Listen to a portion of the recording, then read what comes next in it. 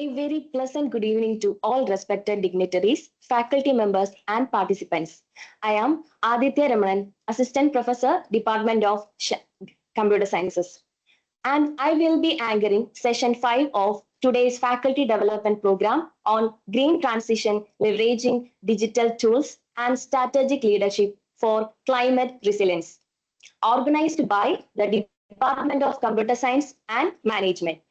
To seek the blessings of the Almighty for the successful conduct of this session, let us begin with a prayer.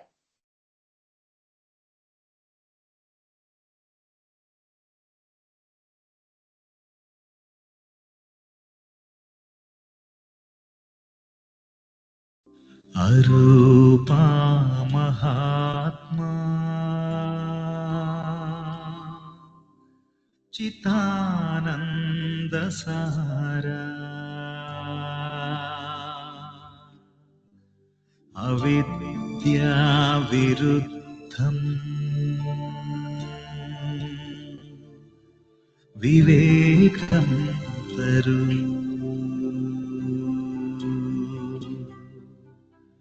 तमस्विन् कृतान्ता तरूणी प्रकाशम् अजाता नितान्ता सुचैतन्यमेकु अजाता नितान्ता सुचैतन्यमेकु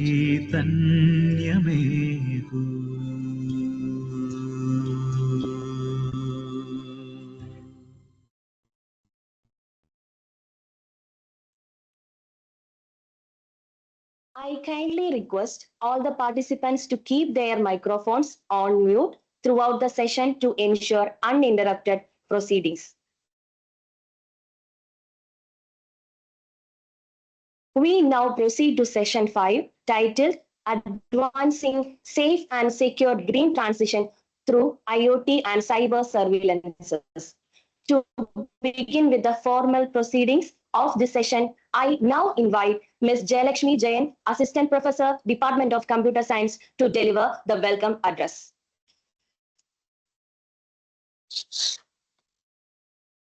Thank you, Ms. Aditya. It's a pleasure to extend a warm welcome to all respected faculty members and valued participants to today's session of our FDP. We are delighted by your presence and participation. The overarching theme of this FDP, Green Transitions, Leveraging Digital Tools and Strategic Leadership for Climate Resilience, highlight the importance of digital innovation and effective leadership in fostering sustainable and resilient systems. In alignment with this theme, today's session focuses on the role of secure digital technologies in enabling responsible green transitions. We are honored to welcome Mr. Jiddish Matthew, Sales Engineering Manager at Axis Communications, who will be presenting on advising safe and secure green transition through IoT and cyber surveillances. With over 24 years of extensive experience in enterprise networking, cybersecurity, video and IoT analytics, and large-scale IP-based deployments, Mr. Jiddish Matthew brings a wealth of industry expertise to this session. He holds a Bachelor of Science in Electronics and has served in strategic roles spanning product management, technical sales engineering, service operations, and team leadership. His core areas of expertise include solution architecture, network design, system integration, cybersecurity best practices, and the delivery of scalable and resilient solutions for complex enterprise environments. We are privileged to have him with us today and are confident that his insights will greatly enrich our understanding of secure and sustainable digital transformation. Once again, we warmly welcome you, Mr. Jiddish Matthew sir, and look forward to an engaging and insightful session. Thank you. Thank you, Ms. Jayalakshmi, for the warm welcome and the insightful introduction of our resource person. I now request Mr. Jiddish Matthew sir to kindly take over the session. Thank you. Thank you for the introduction, and thank you for the Shantigiri College team to give an opportunity for me to present the desired topic for me to give information about green transition. And now I'll share my presentation. Please confirm someone whether the presentation is visible for everyone or not. Yes, it is visible. Yeah. Okay. Thank you. Thank you for the confirmation. Uh, as the introduction says, my name is Jitish and I'm based out of Bangalore. And basically, I'm from Kerala. But for work purpose, I'm based out of Bangalore. And for me today, assigned topic is safe and secure green transition through IoT and cyber surveillance. So I'll give a brief on what is the connectivity between the safe and secure green transition through an IoT, and what is the important when it comes to IoT devices, the cyber security part, and we will cover most of the aspects how we are interconnected between all these points. So with that, I'll start my presentation and to give a little bit on introduction on this topic, the necessity of green transition. It's a global push towards the green transition because we know that we have a lot of incidents where our world is moving towards a lot of carbon emissions, a lot of energy crisis, a lot of resources um deficiencies, and all these things. Because of that, the global uh, countries and other enablements push for green transitions. And in this presentation, I'll be more focused on how the digital technology helps to increase the green transition in a faster manner as well as in a better way. And the third point will be when we move to the digital platform, how the safety and security is more important, because when it comes to digital platform, it is very, very vulnerable and it is well connected to across the world. So it is very, very important, the safety and security of the data as well as the devices. So we will covering these three topics in the entire presentations. To start with, what is the green transition? It's the basic shift to the sustainable energy on operation and transmission. So the first point in this presentation will be what is the sustainable energy and how we define better energy development as well as transmission. And the second point will be reduce carbon footprint and how we can reduce the carbon emission from that, and utilizing the smart resources. So these are the three main topics we'll be covering on this entire presentations. To start with sustainability, uh, these are the global standard for sustainable development, which the UN is designed and developed across the goals. So we have 17 UN Sustainable Development Goals, which start from no poverty, zero hunger, good health. Like that, it's covers 17 points. But not all the points we can digitalize. But some of the points definitely we can include our digitalization, and in that digitalization process, IoT devices will be huge helpful to activate and implement with lesser human interventions. So that is where we are most dependent on electronic gadgets, and that electronic gadgets to be connected with the network, and that network will be connected across the globe and monitored as well as maintained without any human interventions as well as human interventions as well.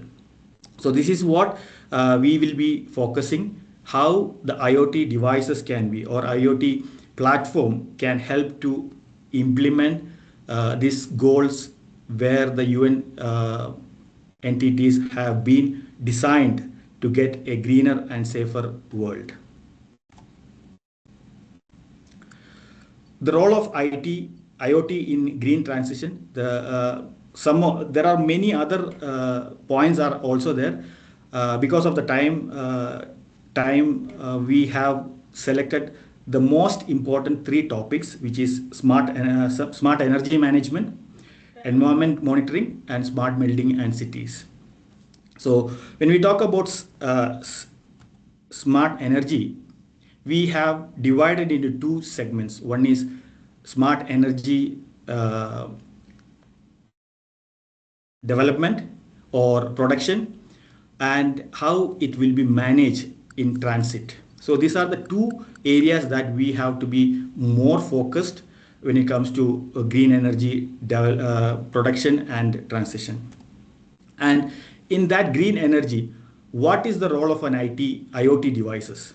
Because these are some of the green or renewable energies that we have it in our globally acceptable renewable energies. One is solar energy, wind energy, geothermal energy, ocean energy, or we can call it as tidal energy, and biomass energy, and hydroelectric energy. In this hydroelectric energy is for a quite some time, yeah, ages we are using this hydroelectric energy.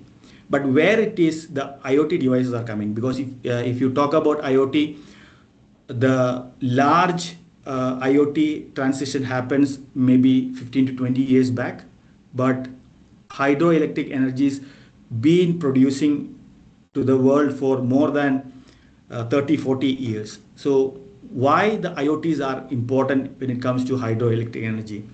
In the modern world, the requirement of energy is much higher than compared to the older ages. So when the production required more, we need to have a sophisticated monitoring and maintenance strategy to have a larger production units. That is where the IoT devices, humanly it is, I'm not saying that it's not possible, but very difficult to manage higher production with human interventions. That is where the IoT devices, which can monitor 24/7, 365 days, and how that is possible in this different renewable energy, how the IoT devices, or we can call it as edge devices, can help to maintain on the productions as well as on the energy transitions. The picture which is showing in the slide is one of the solar farm, where how the IoT devices can help you on the production stage.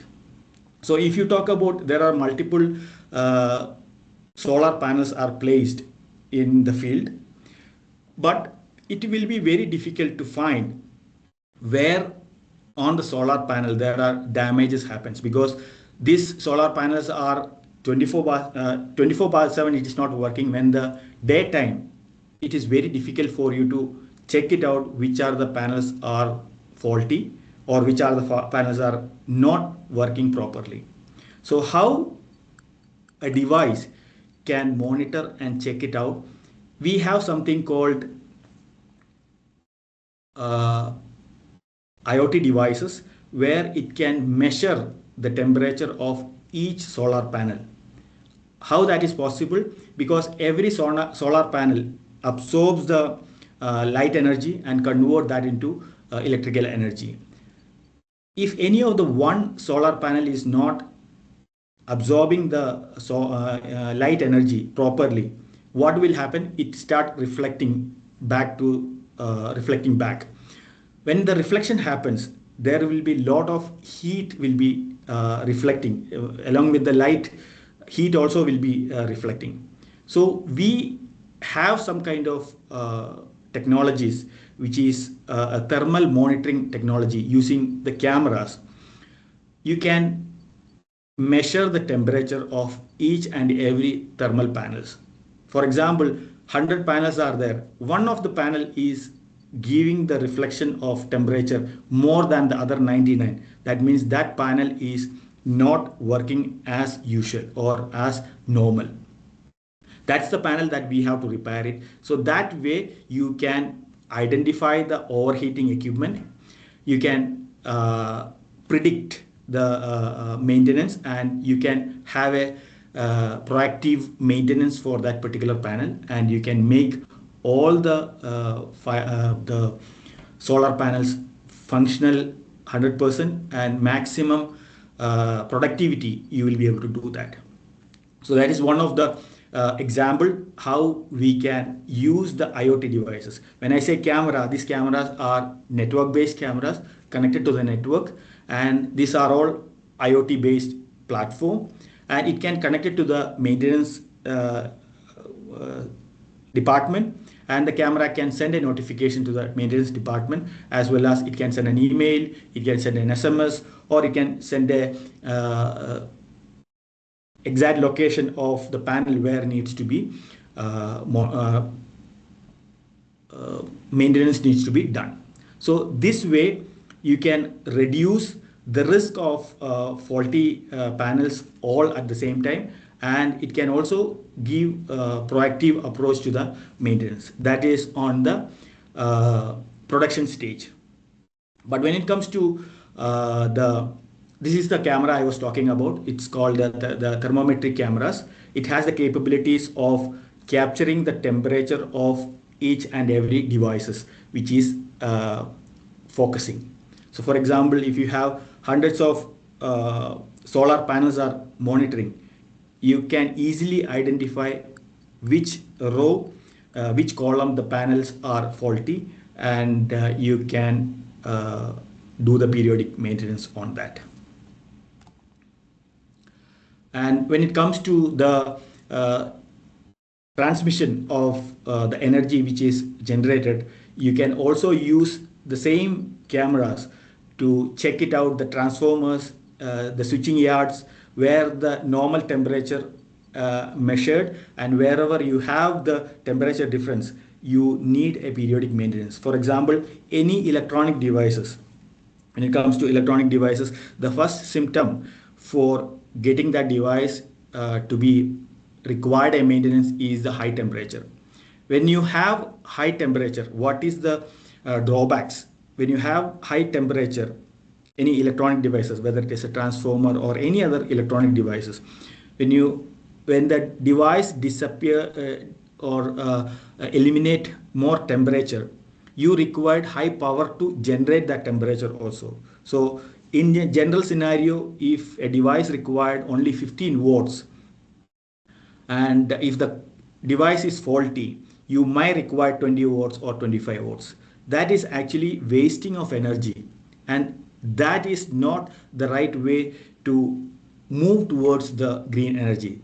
You have to utilize the energy, but it in a right way, not to waste energies on heat or any kind of maintenance application. So that's how the IoT devices can measure that. It can give you proactive indication that specific devices may get faulty in days time, or it can be a month's time or a week time. So IoT device helps you to identify or pre-identify the fault of devices, as well as the energy transmission method.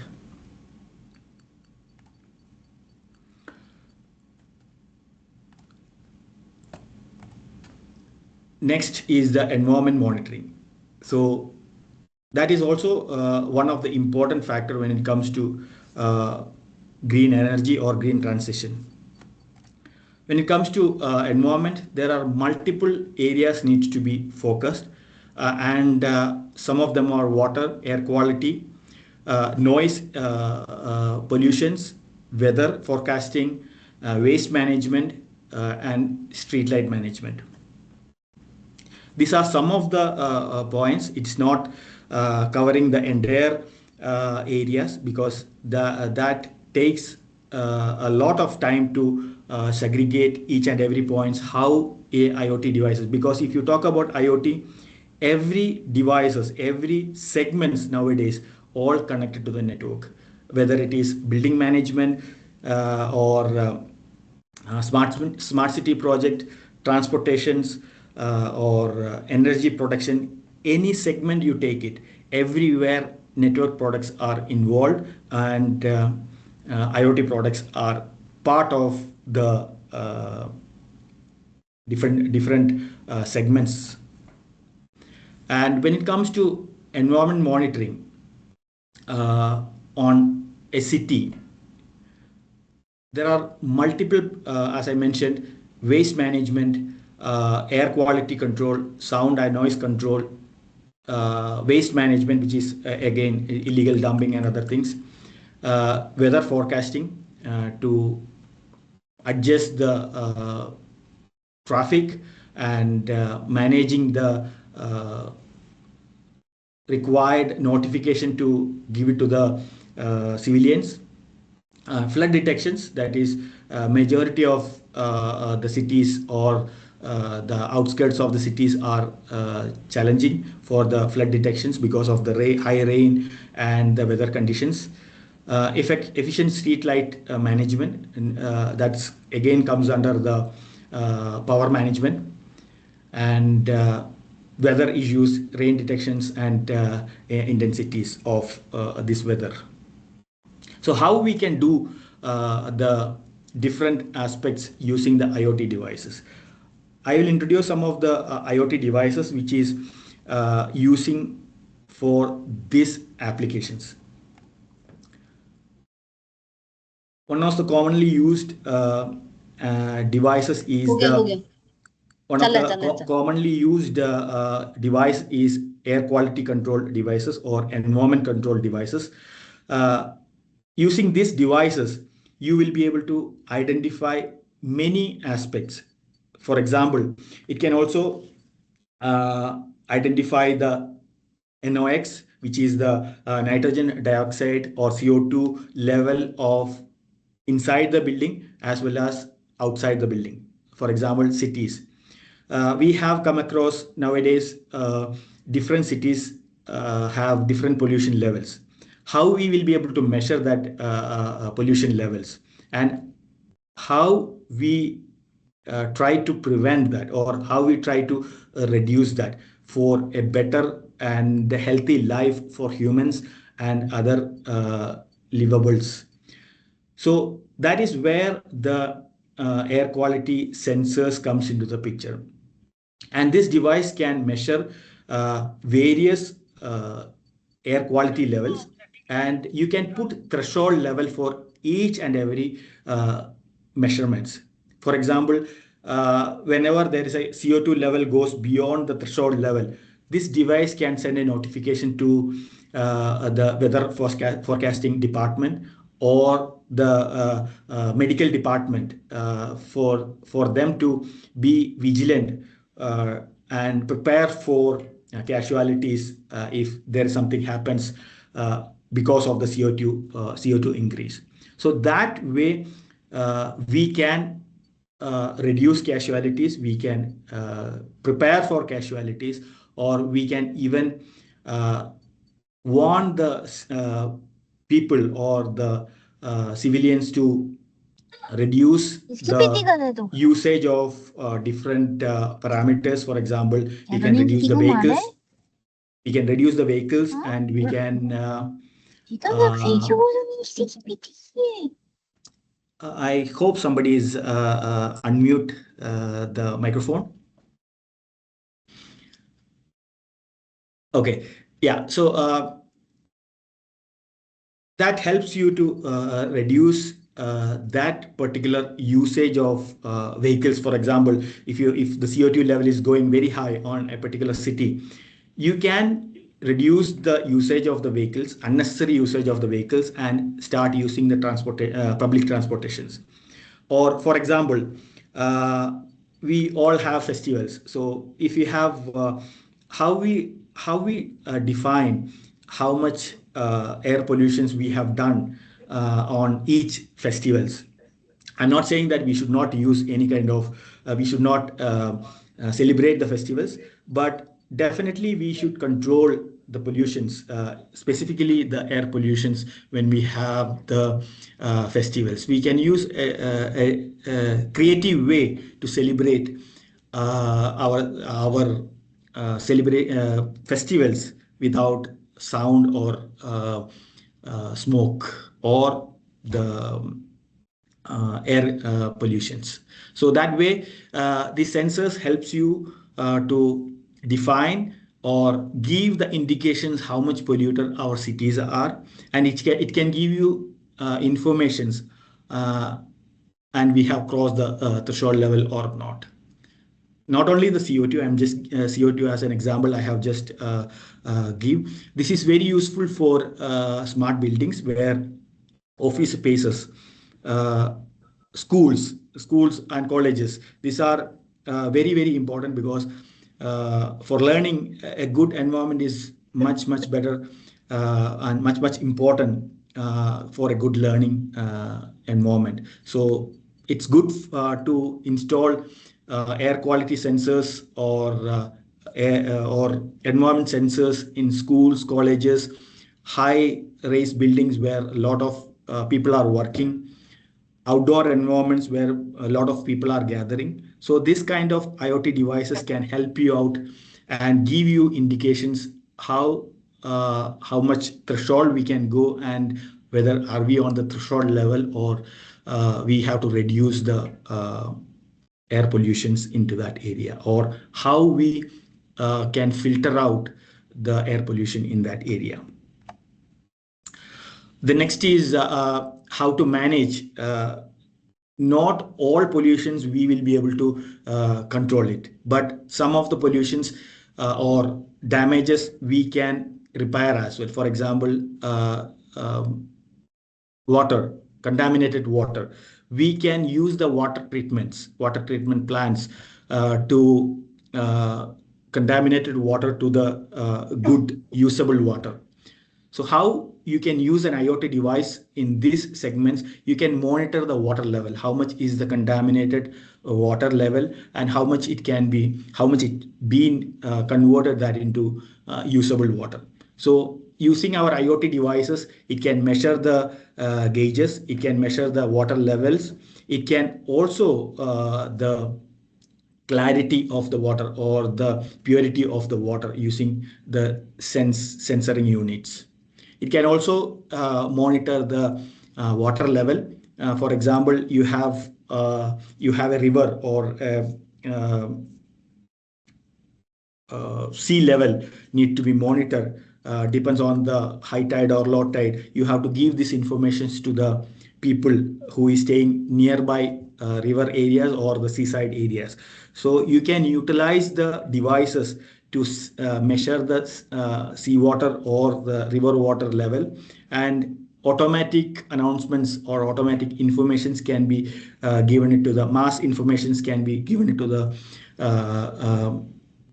residents nearby the river banks, and as well as near to the seashore areas. So and moreover, general monitoring also can be used, IoT based cameras where you can manage the waste management. For example, if a specific area where the waste are getting dumped is overflowing the waste, and the waste basket is overflowing and nobody is bothered about that.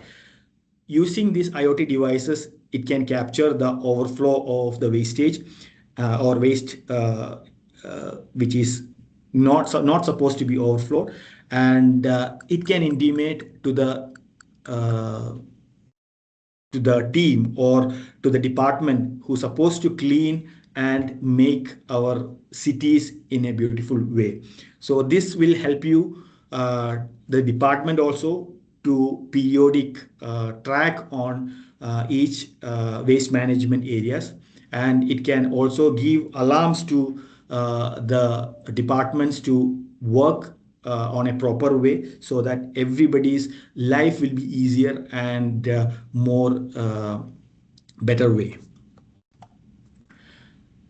I have some of the areas how we can track the some of the pollutions. For example, sound pollutions. One of the silent killing for many of the species in the world is the sound pollution. For example, you might be heard about different frequencies of sound. It's not necessary what we can hear. There are some frequencies which humans cannot hear, that is also there in the atmosphere, which is actually damaging the entire ecosystems. For example, many of you have already heard about the bees are getting obsolete from the getting obsolete from I'm not saying that it is already done, but it's getting reduced from the world ecosystem. The reason for that is the frequencies what we used for the telecommunication applications. So there are many frequencies that is there which humans can hear. There are many frequencies that humans cannot hear.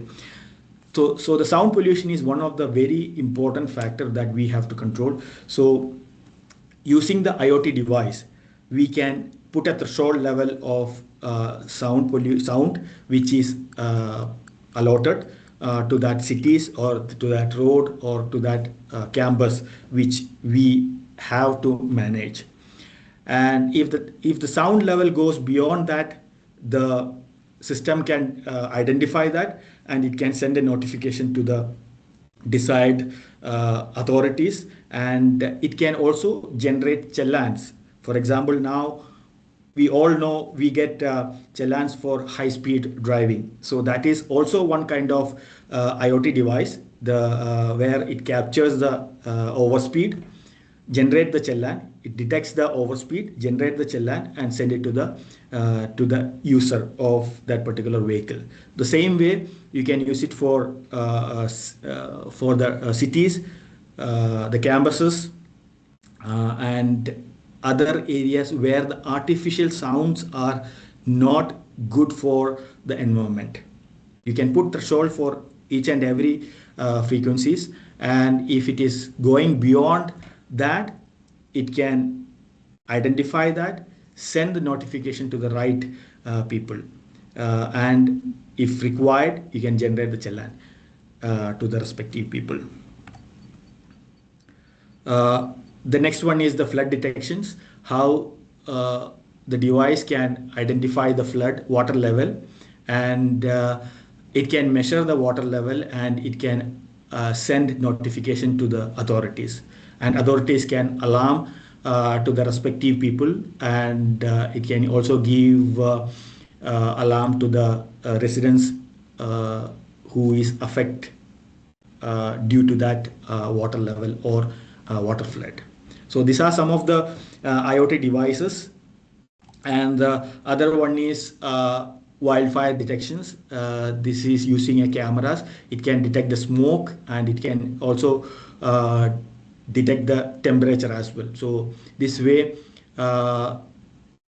it can identify the smoke and fire in an early stage, and we can take the preventive maintenance or preventive action for that. And for example, wildfires is one of the biggest challenge when it comes to environment safety, as well as green transition. That's one of the hurdle for one of the biggest hurdle for green transition, because one side we start creating greenery for our globe, and the other side, because of various reason, the wildfire reduces the greeneries from one side. So this is very important, very important when it comes to areas like wildfire affected, or what we can call the fire generally happens in the forest areas, and monitoring that particular area is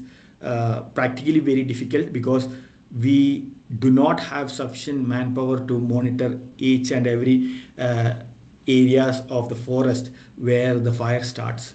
So this kind of devices can help you to identify the fire, and notify the solution, notify the information to the respective department and respective countries to take precautions and necessary actions which is required. The next area is the smart buildings and cities. So how we can manage our buildings, how we can convert our buildings, normal building, to a smart building. So the essential elements for that is an IoT sensors. IoT sensors. It's not a one sensor.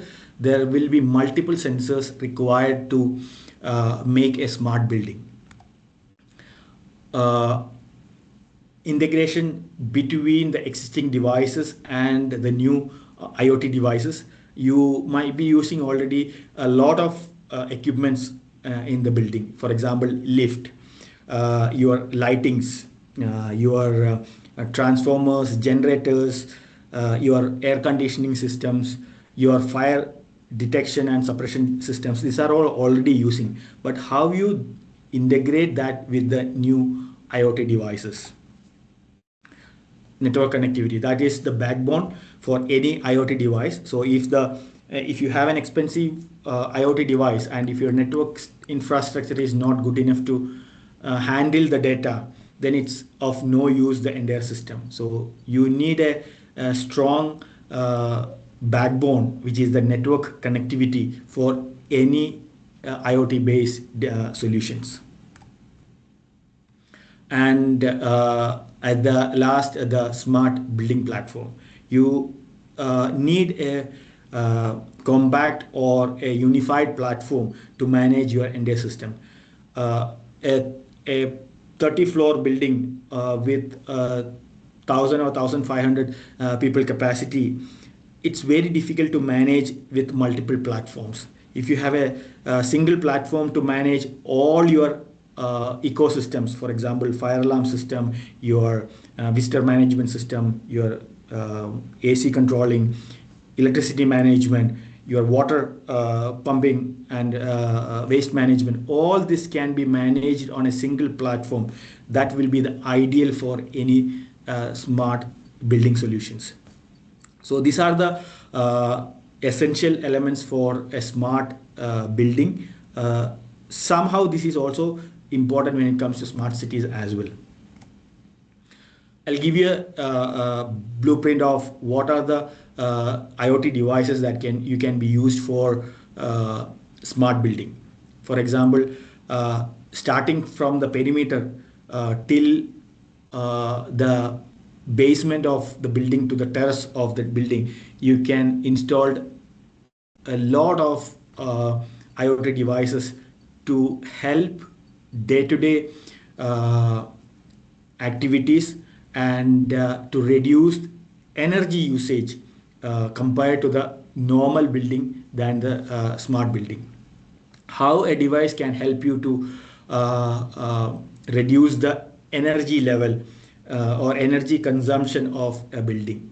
For example, if you have 4 lifts and you can use a smart IoT device to calculate how many people are there in each floors and how many people are required the lift at that particular time. Instead of all the 4 lifts moving up and down parallelly, you can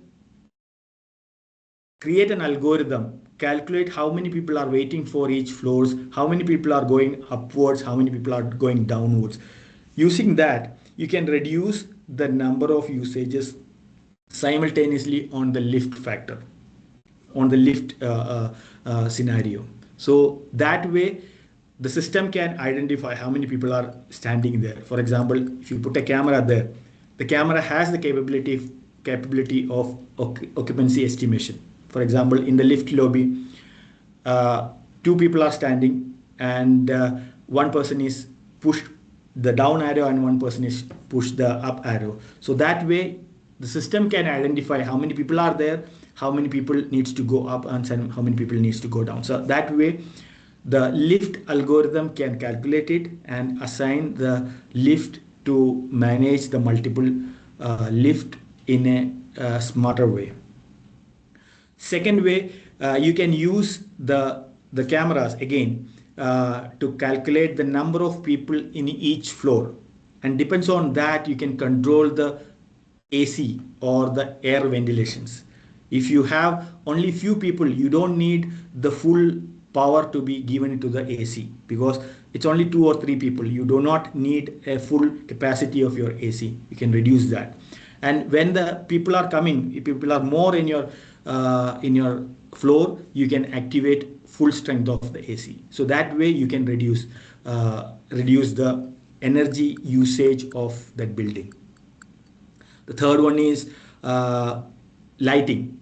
You do not need any light in the floor if nobody is there in the floor. But some emergency happens. For example, suddenly a person get into the floor, and for him it will be very difficult to find the switch and put the light. So if you have a smart sensor to identify human presence, and if there is no human presence, automatically it can switch off all the lights, and that way you can reduce the power consumption of that devices. When you reduce the power consumption, you are moving faster towards the green ecosystem. You are reducing energy production. That way you will not be using, you can store the energy and utilize for the future. Second, how we can utilize on a smart building the pollution, how we can reduce the pollution level. For example, if the basement parking is full, and if you don't know the parking is full, a vehicle has to go all the way from the ground floor to the basement to check it out whether the basement is full or not. Instead of that, if you have a sensor kept it in the parking area, and it counts the number of vehicles and who is entering, and it also counts the number of vehicle exiting, and the system knows how many parkings are available, and the algorithm can automatically calculate it, and it can give you the numbers how many parking slots are available in the basement. So if parking slots are not available, you don't need to drive all the way down to the parking slots. That way you can reduce the carbon emission from your vehicle on that particular building. So that is also one way. And second thing is, most of the time I have seen in the parking lots, people just sit in the car with the AC till we get the parking lot, because they don't want to leave the vehicle in the driveway, and they will wait in the vehicle till they get the parking lot. So that is also an energy, your fuel consumption, and it also emit heat as well as carbon. So that way, if you don't allow to get into that parking areas or driveway, that is also can be avoided. So that way you can not only save the energy, it can also reduce the carbon emissions as well as pollutions. Okay, so that gives you a smart building concept. In that way it can save a lot of energy, it can reduce the pollution as well. But using the IoT devices, you are not achieving only that. You can utilize the IoT devices for safety and security as well. For example, we are more focusing about safety of each individuals and the human as well as every creatures, right? So in that way, we have IoT based emergency call stations, IoT based detectors which can detect the smoke, fire. As I mentioned, the environment sensors can give you the CO2 level, VOC level, the organic components level, NOx, or different unwanted unwanted chemicals or any kind of not wanted breathing requirements can be avoided.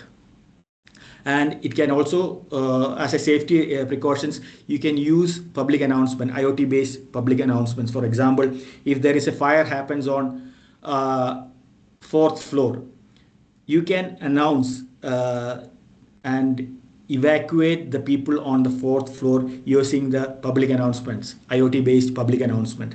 And you can announce pre-recorded announcements as well as live announcement to the evacuation in a most accurate way.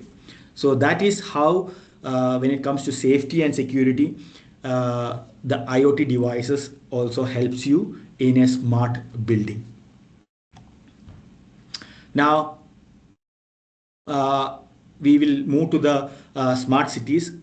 It's a larger way of what we are looking for the smart building. When it comes to smart cities, there are many other aspects that we have to consider when it comes to essential elements for that.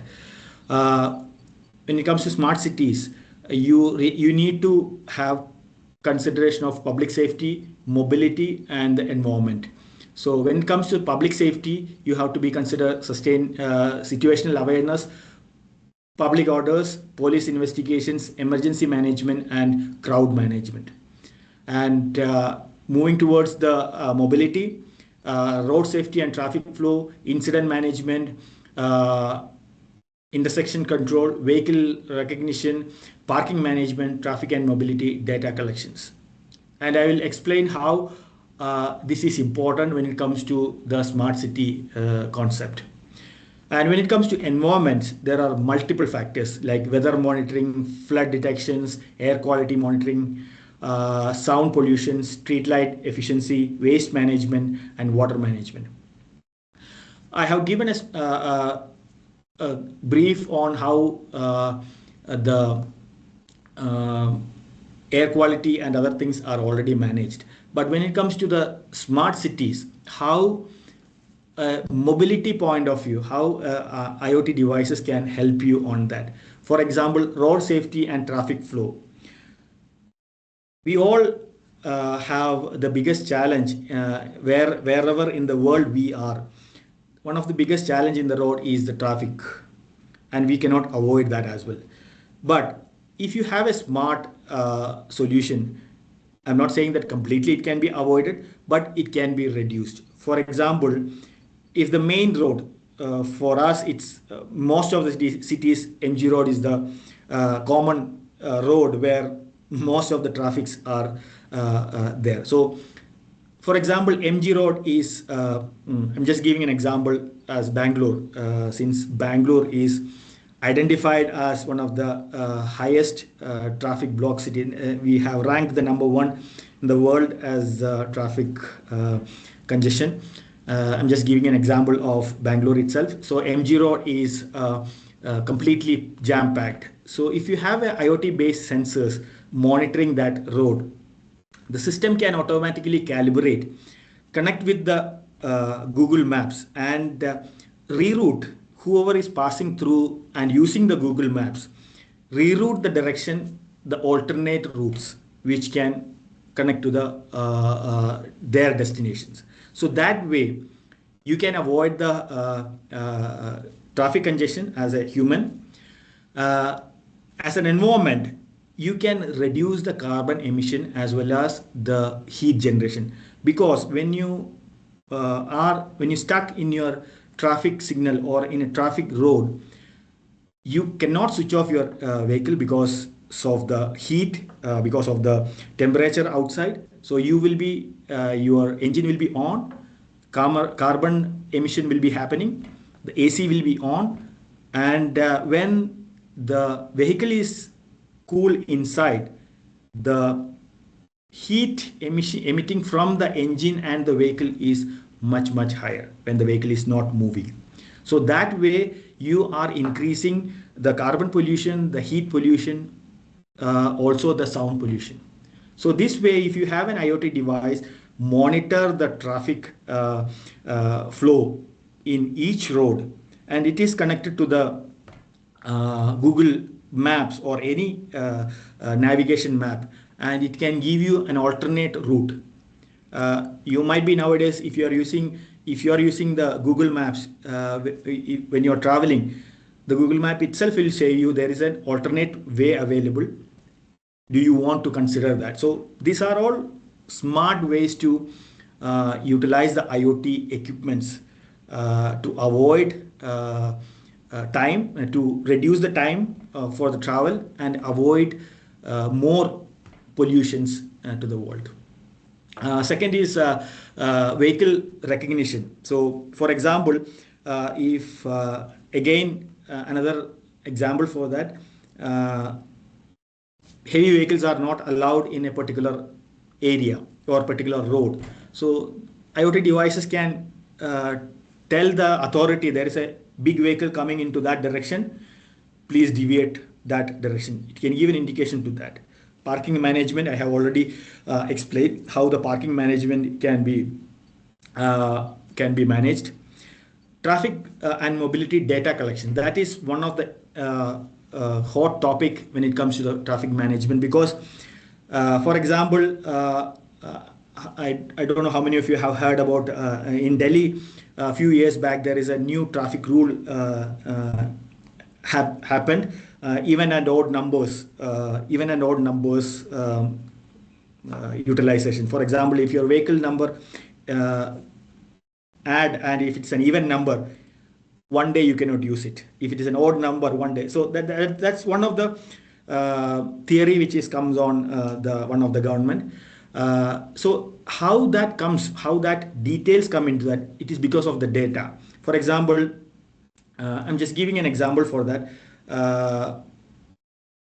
One specific day, for example, Wednesday, one particular road, huge traffic is coming for last couple of weeks.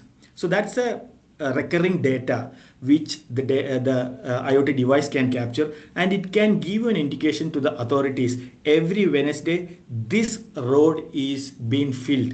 Maybe multiple reasons for that. So the authorities can investigate why that is happening. It can be multiple reasons. So that is a one way to identify why that is happening, and the authorities can identify the problem and rectify also. Or for example, there is a water pipe is broken and that particular area is completely blocked, and generally that is not an area where blocks have happened. So the device can identify the blockage. Generally, this kind of data captured by the cameras, and it can give you indication that area is completely blocked. The authorities can identify it and you can use it. The same way, when it moved to the environment, street light efficiency, you can utilize the street lights unnecessarily. If there is no human, no animals, no vehicles, you don't need to light up the entire area, entire street. You can switch off the lights if there is no activity, if there is no movement. The moment a vehicle or a human or an animal, even in case of animal also, it comes, the light can be activated. It can save a lot of lives as well. For example, this is actually a case study of one of our project. In Australia, the biggest accidents are not vehicle to vehicle hit or vehicle to human hit. It is vehicle to animal hit. The biggest accident happens there.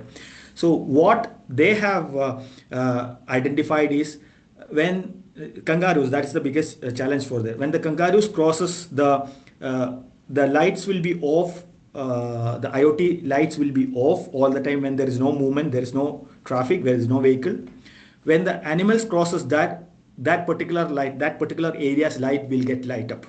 That means kilometer away, the driver can see that okay, there that area is light up. That means some movements are there in that area. So the driver can slow down and they can take precautions for that. So that's some of the examples for that.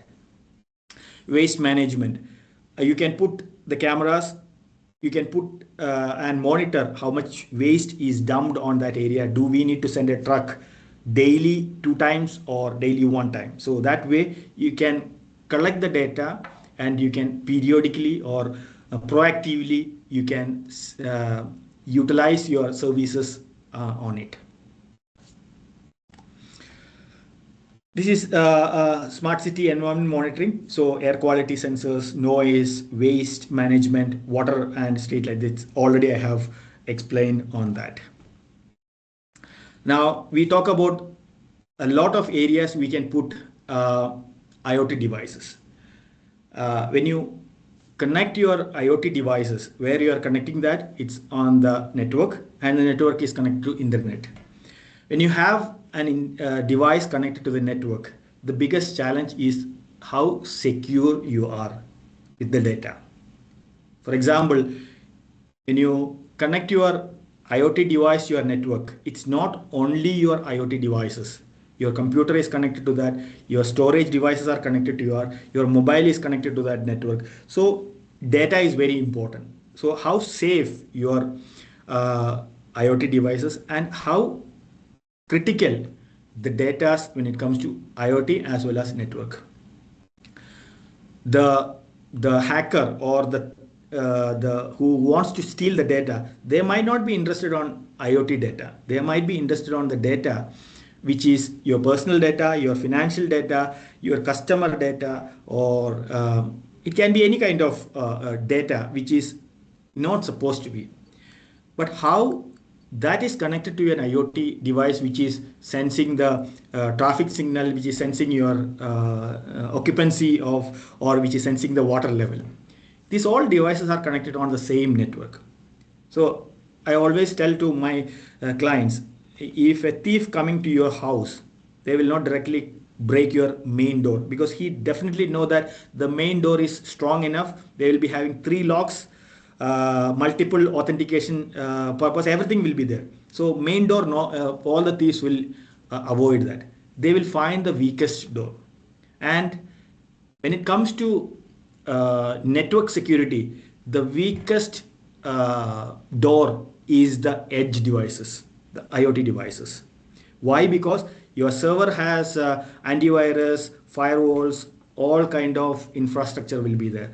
Your switch will be having different kind of layers, different kind of security aspect, password protection, everything will be there. So they will not touch, the hackers will not touch on your servers, they will not. And generally thieves and hackers are very lazy people. They don't want to waste their time, so they will find the weakest, and that is the IoT devices. So that is why it's very important when you choose the right IoT devices, and it is very critical when it comes to security. So increased attack surface, critical infrastructural protections, data integrity and privacy, operational continuity. So you might be heard different newses that the hackers been hacked the Google server or Microsoft server. So you might be thinking that, okay, it's the Google server or Microsoft server. Why it is affecting me, or why it is affecting my city? There are a lot of data pertaining to yourself, pertaining to your city, or it's related to your many aspects. That data is stored in different locations. So if somebody is hacked on that particular data points, that is where the criticality comes into that. I'm just giving an example. Somebody needs to a good hacker, or he doesn't have any bad intention. He just need to escape from something. So, but he is a good hacker. He don't need to go to a particular area or a particular event or a particular college, and he is a good hacker. What he can do is he can hack into the traffic signal, and he can just jam all the traffic signals. He will not be able to, I mean, he can say that the entire road is blocked, so I couldn't able to reach it. So that's just giving an example. So that way, critical scenarios, critical areas needs to be protected, and IoT devices has to be protected. Since it's an edge devices, need to be give high protection, because when it comes to data, that is the next what he called petrol barrels. Data is the next petrol barrels, because after some time you will not be having a lot of petrols or resources for petrol or other things. So data will be the next resource for money. That is what my point is here.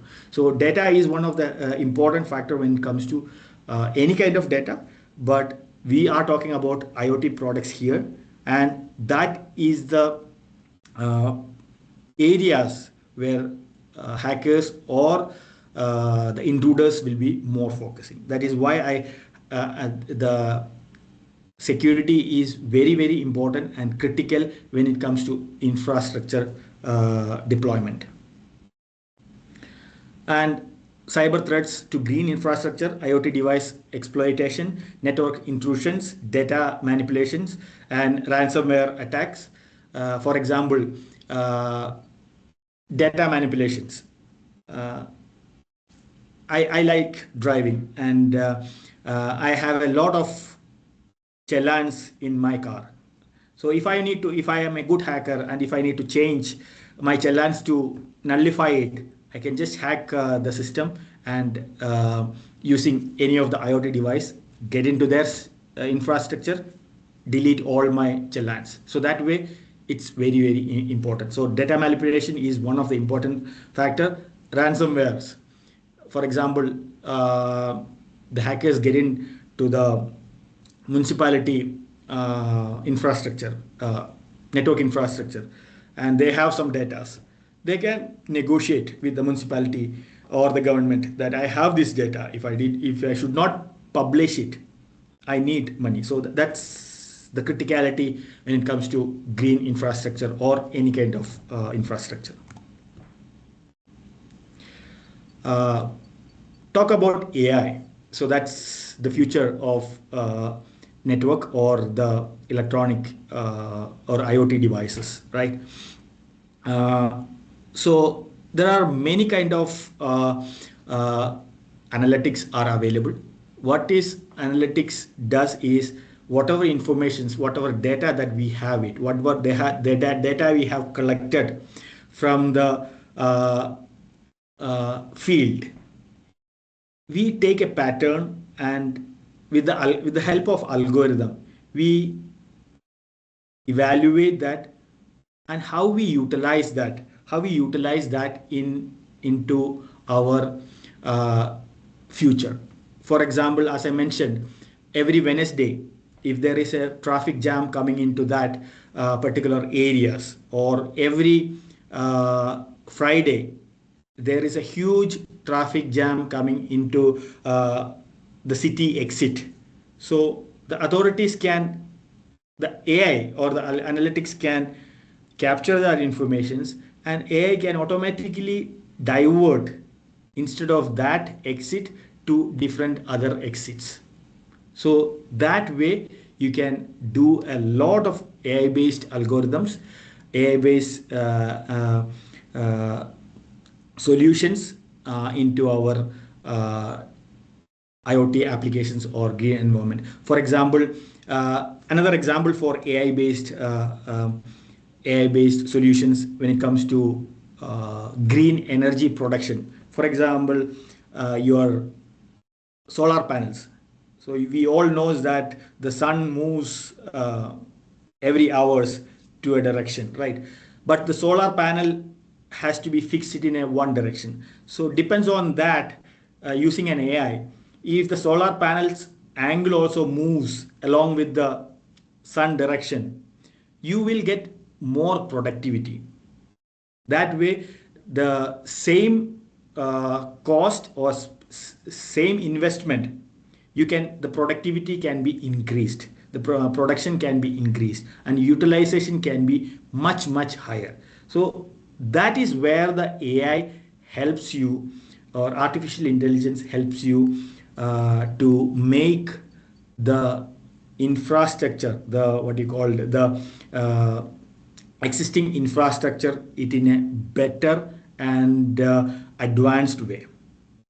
And predictive risk analysis also it can be done. For example, I have already mentioned in my previous slide, we have IoT equipments which can measure the temperature of a specific equipment and give you alert to specific authorities, right?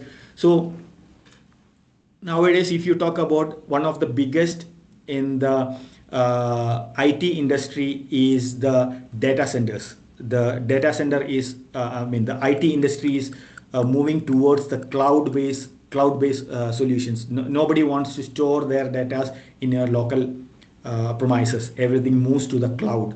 So because of the cloud requirement, a lot of data centers are coming into that. And the biggest challenge for data centers are, one is the data protection, and the second and third is the power distribution and the temperature distribution. When you have a lot of servers and storage, you need to have a perfect uh, cooling mechanism as well. and and this cooling mechanism is volatile, because when the data center need more data transactions in incoming and outgoing, or reading and writing, when the data is more utilizing, or the hard drives and the servers are more utilizing, the servers and the storage devices temperature rises. When that temperature rises, the cooling mechanism has to be more strategically powerful. How? And that is volatile, and it keeps changing. You cannot predict that. But if you are using an AI based solution, IoT based AI solution, you can take a pattern. What are the timings? Which are the dates? Specifically, the temperature are going up.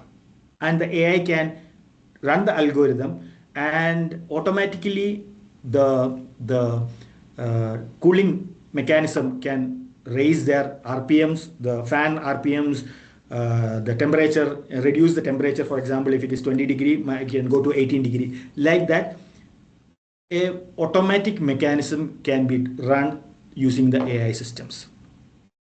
And automatic incident response. For example, thousands of servers are there. In that, one server is faulty. Generally, most of the servers will be having redundancy. You will get an alarm. But if any of the servers are taking more power, or it emit more temperature than normal, that can also an indication that that server can be damaged in future, or one day or two day, or sometimes later. So that kind of predictive incident also can be possible using the AI. That's all gives you an operational optimization, reduces the downtime.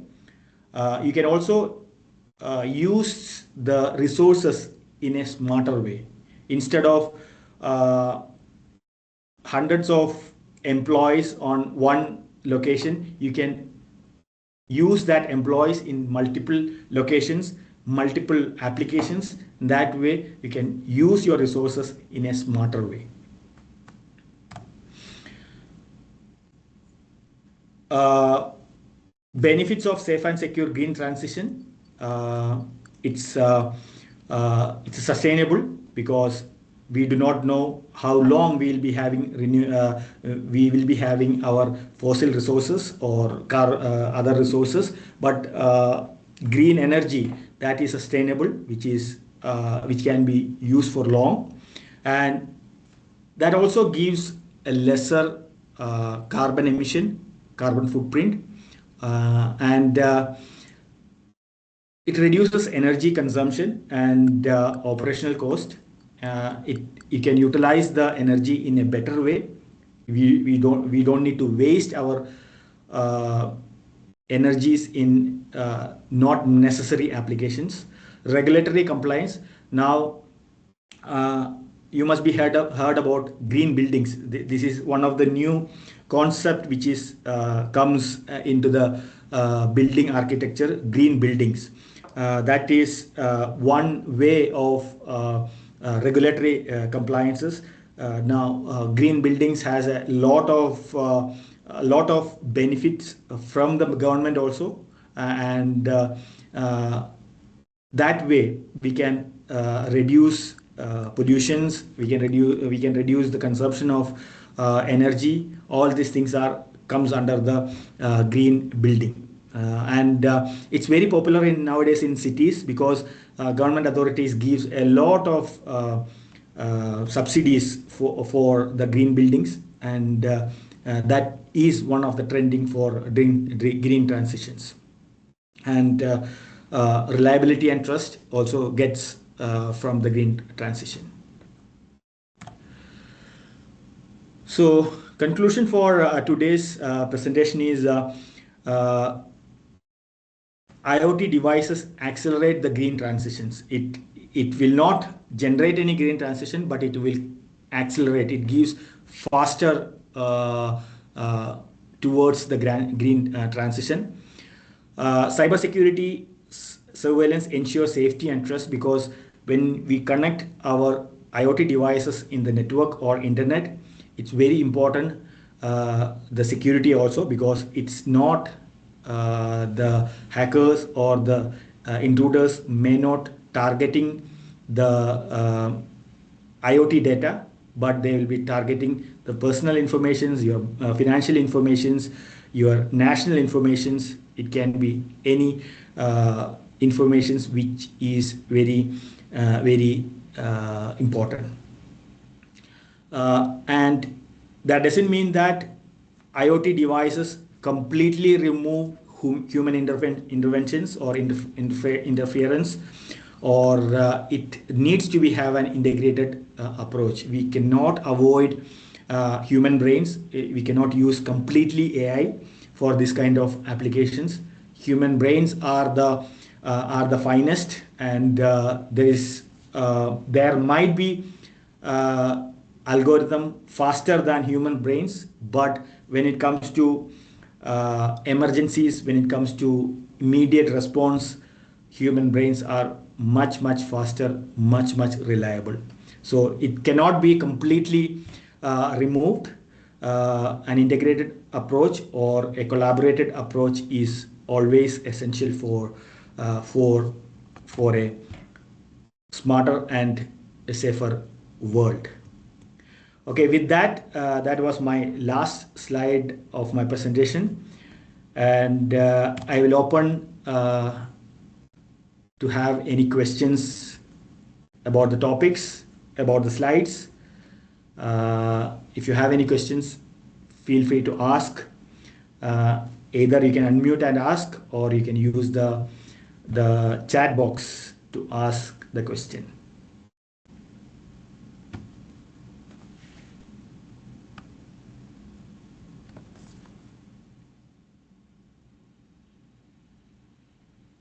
Okay, there are some questions on the chat box, which I will read for everyone. Since these are some advanced steps to address various pollution, how long it will take to adopt to the changes that we discussed today? It's a very good question. See, it depends on various parameters. One is the authorities, how much they are ready to spend. Second thing is how our infrastructure is ready, because we cannot just put IoT devices onto the field. We need infrastructure for that. We need good infrastructure for that. We need good resources for that. We need good amount of money for that, right? So these are some of the parameters that we have to be addressed.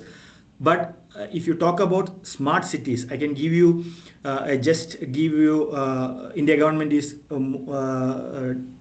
disclosed some 100 smart cities. This is all part of that smart cities. And the two slides or last slide, I have talked about green buildings. So government or authorities are pushing for the green buildings, your smart cities. And I'm sure that in locally we are pushing for green energy. For example, subsidies are given for solar panels in the house, in the buildings. That's the way government is pushing for that. But if you ask me how fast it is, I don't have an answer for that. But we'll hope the best to get as fast as possible, because this is essential. Green energy, green environment is essentials for the future generation. Okay. There's a question: what cybersecurity risks are associated with smart energy systems? Another good question. Uh, how cybersecurity is important on smart energy. For example, I don't know how many of you have read about uh, one of the city in the US as well as in India. One of the cities completely blackout for 30 minutes. But the real incident, what happened behind that, is nobody knows that. The reason behind was that was a cyber attack. It was shut down one of the switching yard to a particular location. It black out the entire city for 30 minutes. It takes the authorities to take 30 minutes to uh, bring back the power to that particular city. And these are all in remote locations. For a hacker, it's on their fingertips to control these devices if you don't have a proper uh, cyber governance for that your systems. I hope I answered that question.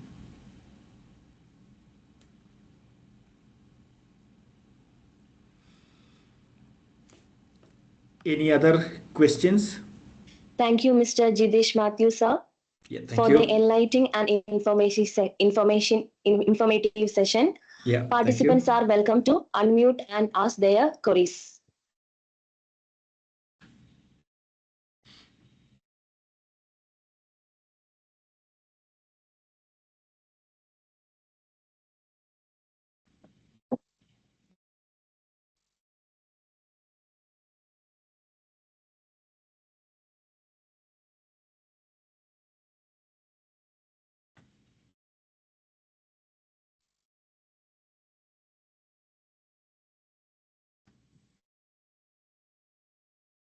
Participants, any questions?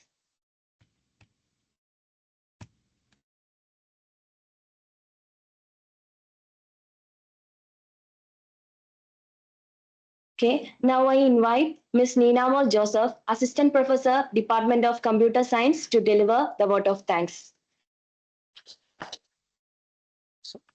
Thank you, Ms. Aditya. Respected dignitaries, resource person, and dear participants. As we conclude session 5, it's my pleasure to propose the vote of thanks. We sincerely thank Mr. Jidesh Matthew sir, Sales Engineering Manager, India and SARC, Access Communications, Bengaluru, for his informative and engaging session on advancing safe and secure green transitions through IoT and cyber surveillance. His talk gave us valuable insights into how IoT and cyber technologies support safety and sustainability, and the real world examples made the session very meaningful. Once again, we thank Mr. Jidesh Matthew sir for making this session a great learning experience. Thank you, sir. Thank Thank you, you. Ms. Neena. With this, we conclude session 5. We sincerely thank our esteemed resource person, Mr. Jidesh Matthew sir, for the insightful and enlightening session. Your expertise and guidance have truly added value to this program. We kindly request all participants to remain online as session 6 will begin shortly. The feedback link will be shared after the completion of both sessions. So we request you to kindly provide your valuable feedback at that time. Once again, thank you very much for your active participation and cooperation. Thank you.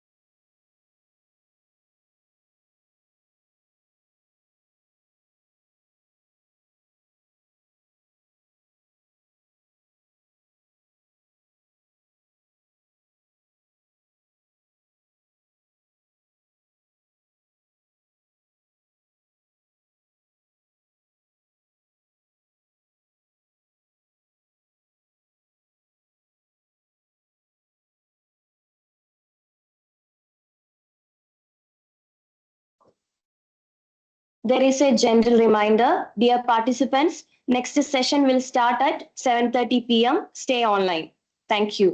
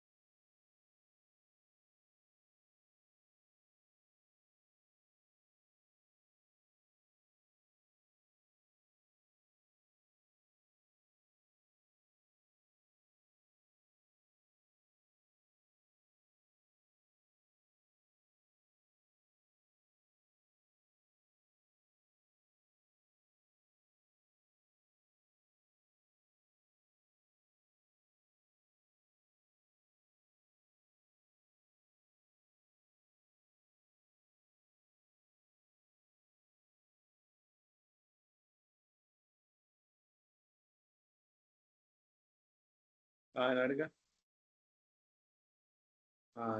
നേരത്തെ തുടങ്ങി മഴ പെയ്തോ? ഓ ഇവിടെ ചുമ്മാ തൂളിപ്പോയി. ആരാ പറയുന്നത് തടൂര് town ഭയങ്കര മഴയായിരുന്നു.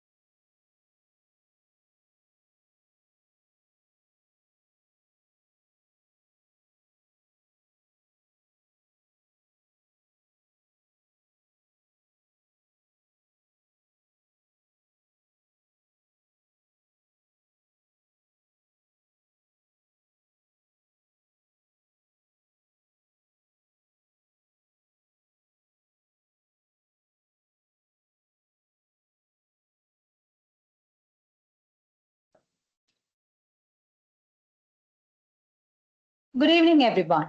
A very warm welcome to all respected faculty members and dear participants to session 2 of today's faculty development program. I am Jayalakshmi Jain, Assistant Professor, Department of Computer Science, and I will be your host for this second session. The central theme of our FDP is Green Transitions, Leveraging Digital Tools and Strategic Leadership for Climate Resilience. The first session provided valuable insight aligned with this theme. Building on those insights, we now move into our second session titled Agile Innovation for Sustainable Energy, Scrum-Based Product Development. At this juncture, it is my privilege to invite Ms. Aditya Ramanan, Assistant Professor, Department of Computer Science, to kindly deliver the welcome address and introduce the resource person for this session. Thank you, Ms. Jayalakshmi, for inviting me to deliver the welcome speech. Respected dignitaries, resource person, and dear participants, a pleasant evening to all. It's my pleasure to warmly welcome our esteemed resource person, Ms. Jayasri Nair, to this faculty development program. Today's session focuses on the topic Agile Innovation for Sustainable Energy Scrum-Based Product Development. She is a US-based technologist with over a decade of experience in building large-scale enterprise systems, particularly in the banking and financial service sector. She currently works with the New York-based technology company Mindex, where she focuses on product strategy and product development in human capital management system to improve workforce efficiency and organizational effectiveness. She also brings strong expertise in artificial intelligence and data modeling, applying these technologies to solve real-world business problems and support data-driven decision-making with a unique blend of technical depth, a strategic vision. She works closely with cross-functional teams at the intersection of business and technology. We are truly honored to have her with us today. On behalf of the organizing team, I extend a warm welcome to you, Ms. Jayasri Nair. Thank you for joining us. Thank you, Ms. Aditya, for the insightful welcome address. Now I invite our esteemed resource person, Ms. Jayasri Nair, ma'am, to take over the session. Hello, can someone confirm if you are able to hear me?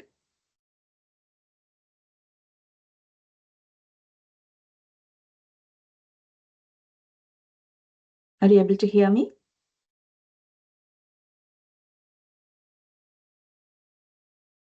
All right, sounds good.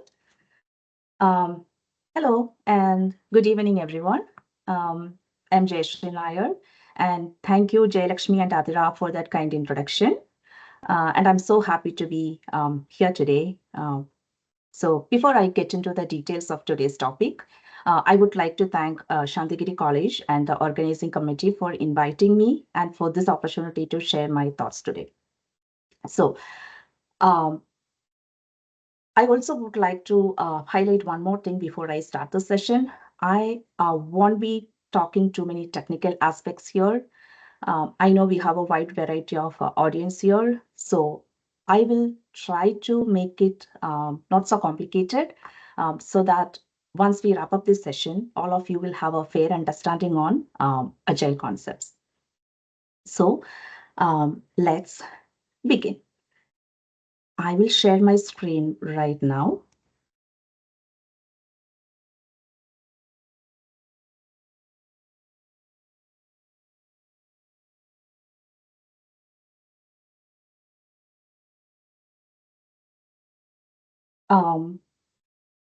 Is my screen visible right now?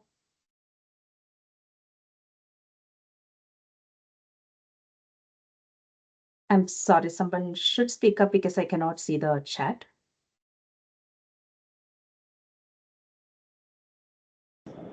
Yes, it is Yes, visible. ma'am. All right.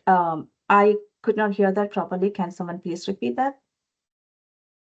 Yes, slides are visible. Yes, ma'am, you're audible and we can see your screen. Thank you. Wonderful. All right. So my topic for the day is Agile Innovation for Sustainable Energy, Scrum-based product development. However, there is a small change. I won't be just focusing on the Scrum-based product development. In fact, I'll be providing more insights on the agile product development. So what's the difference? I will let you know that in a bit because we will talk about Scrum. All right. So what is the purpose of this session? So let's have a look at the purpose. So the first one is introduce agile thinking at a conceptual level. Agile is not a tool or a process. So that is a very common misunderstanding that everyone has. It is a tool or it's a project management process, which is incorrect. So what is agile actually? It is a way of thinking about how we approach complex problems. In many real world challenges, especially in sustainability, we do not have complete information at the start. And we all know that. We start with many processes, many projects with lots of assumptions, right? Which is really common.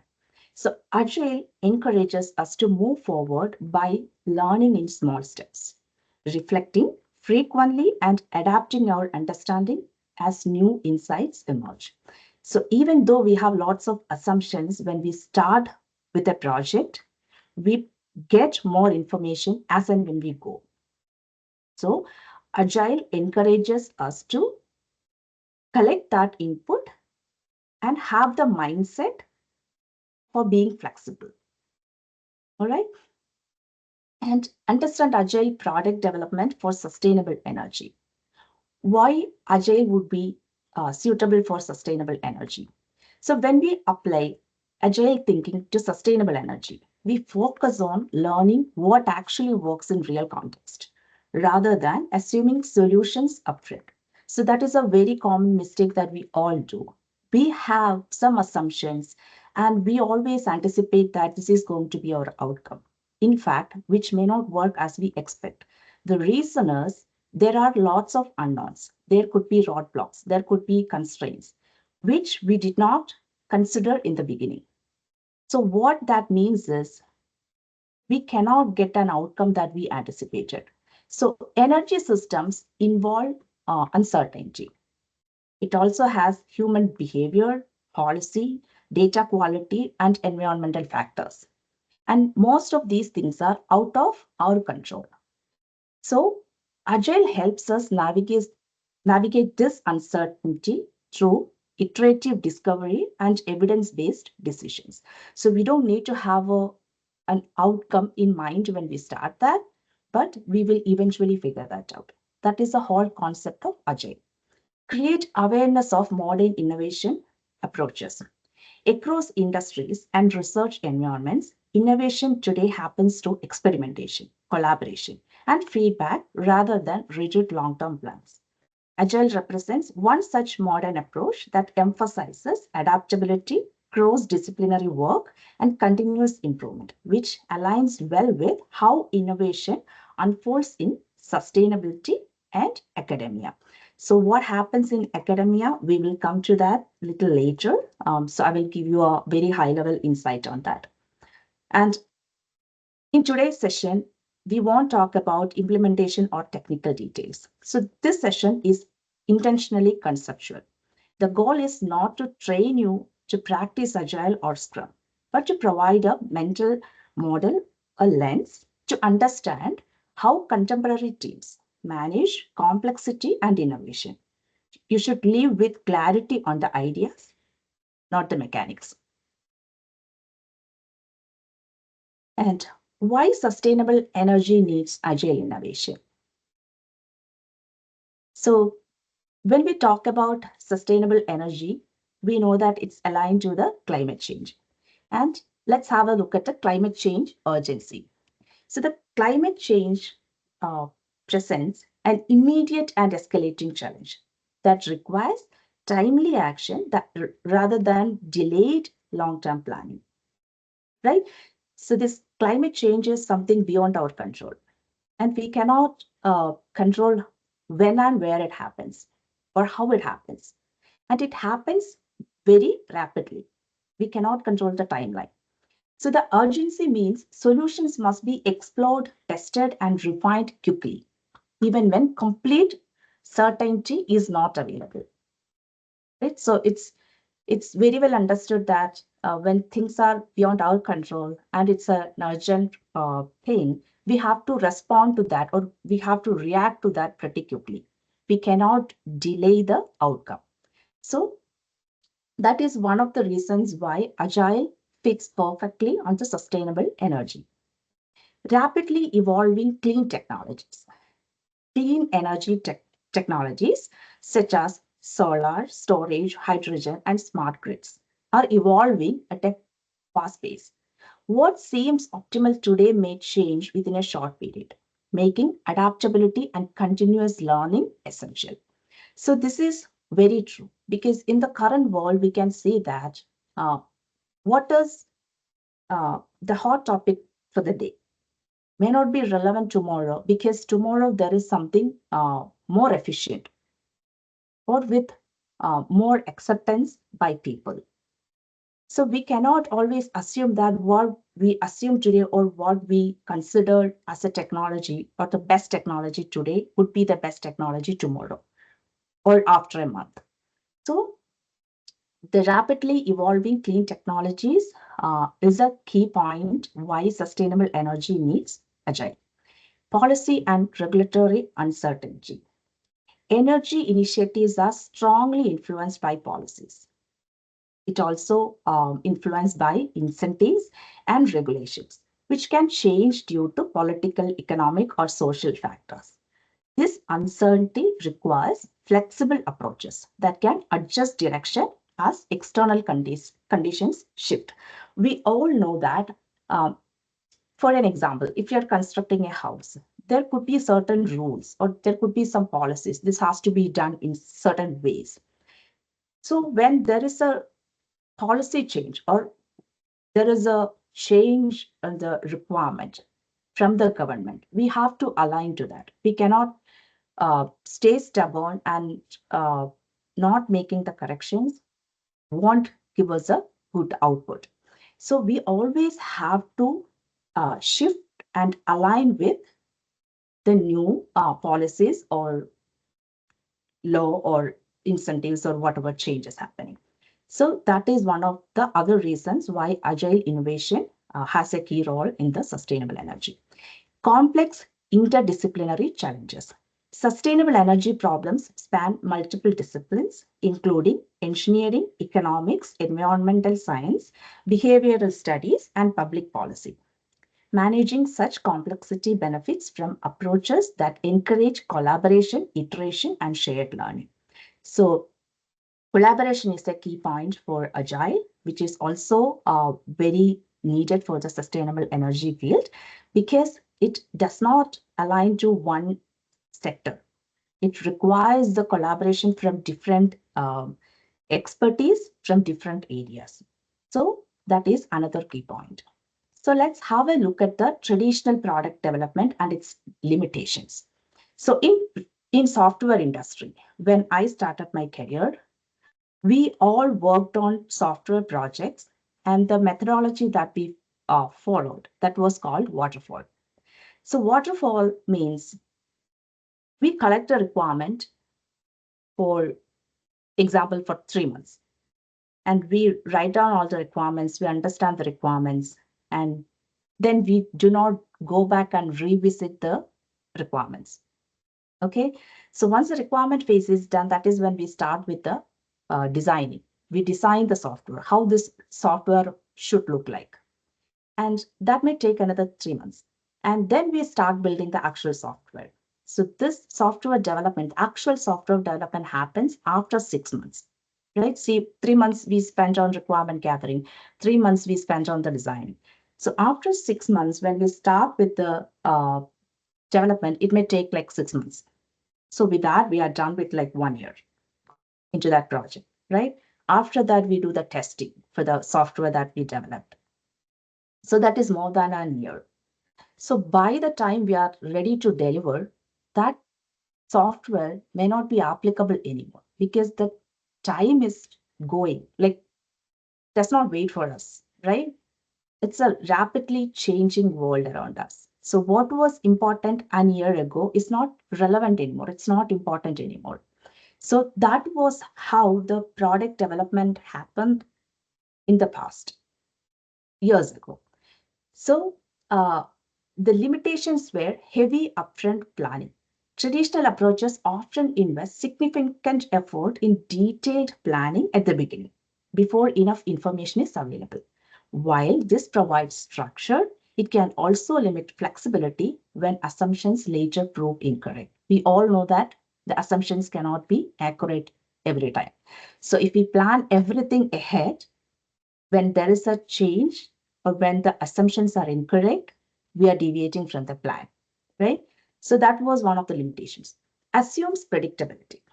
These approaches tend to assume that requirements, constraints, and outcomes can be predicted accurately in advance. In complex domains like sustainable energy, where the technologies are changing every day, when the climate is changing every day, this assumption often does not hold due to evolving changes, right? The changes could be external factors, internal factors. Irrespective of that, there are changes happening, so we cannot assume the predictability. Late learning and validation. Validation of ideas or solutions usually happens late in the project process. After substantial work has already been completed, right? So as I just mentioned, what I experienced in Waterfall, we collected the requirements for 3 months, we designed the software for 3 months, and we built the software for 6 months. So after an year, we are testing that. So if there is a problem, the effort and time that is needed to fix that is so huge because we are done with our development. Right? So we have to go back, revisit our requirement. There is a problem with the requirement, we have to update that, and then we have to revisit our design, and that will affect what we built for 6 months. So as a result of the traditional product development method, learning occurs when it is more costly to make changes because we are learning this at the very end of the process. So it's highly impossible for us to go back and make the changes without affecting the cost. So in bigger software industries, a small change that we identify at the end of the process or at the end of the project may affect bigger than how we can think. It might affect them for like millions of dollars because they identified the issues at the very end of the project, right? So that is the kind of impact the traditional product development had in the past. High risk of rework. When early assumptions turn out to be inaccurate, teams may need to redo significant portions of work. As I just mentioned, we identify an issue at the very end of the project. So then we have to rework on it to make it correct. So what happens is that if you are done with the whole development, we have to rework on everything that we have done so far, right? So, and I think this is a very common thing that even happens in every household, right? We can fix the smaller issues at the beginning while constructing a house. If your foundation is strong, if it is not strong enough, you cannot expect that the house itself is going to be strong enough. So if there is a foundation issue that you identify at the very end, what is the outcome? You have to invest a lot of money, energy, time to fix that foundation issue. Whereas if you identify that foundation issue at the very beginning, it's easy to fix and it does not affect the stability of your house. So that is the same kind of mindset that we need to have here, right? So now let's have a look at what is Agile.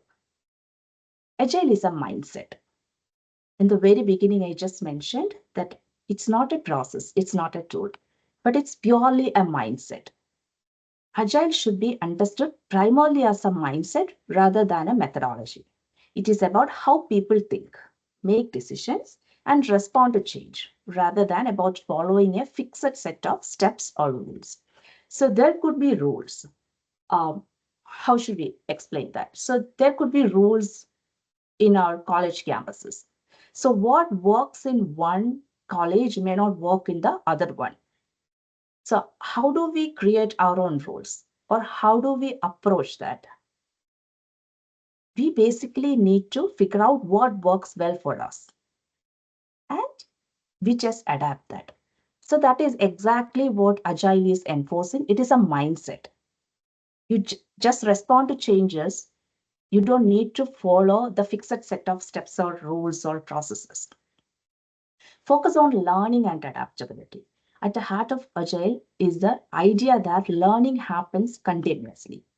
Teams observe outcomes, gather feedback, and adjust their direction, allowing decisions to improve as understanding deepens over time. So I think this is something that all teachers or all professors can relate to.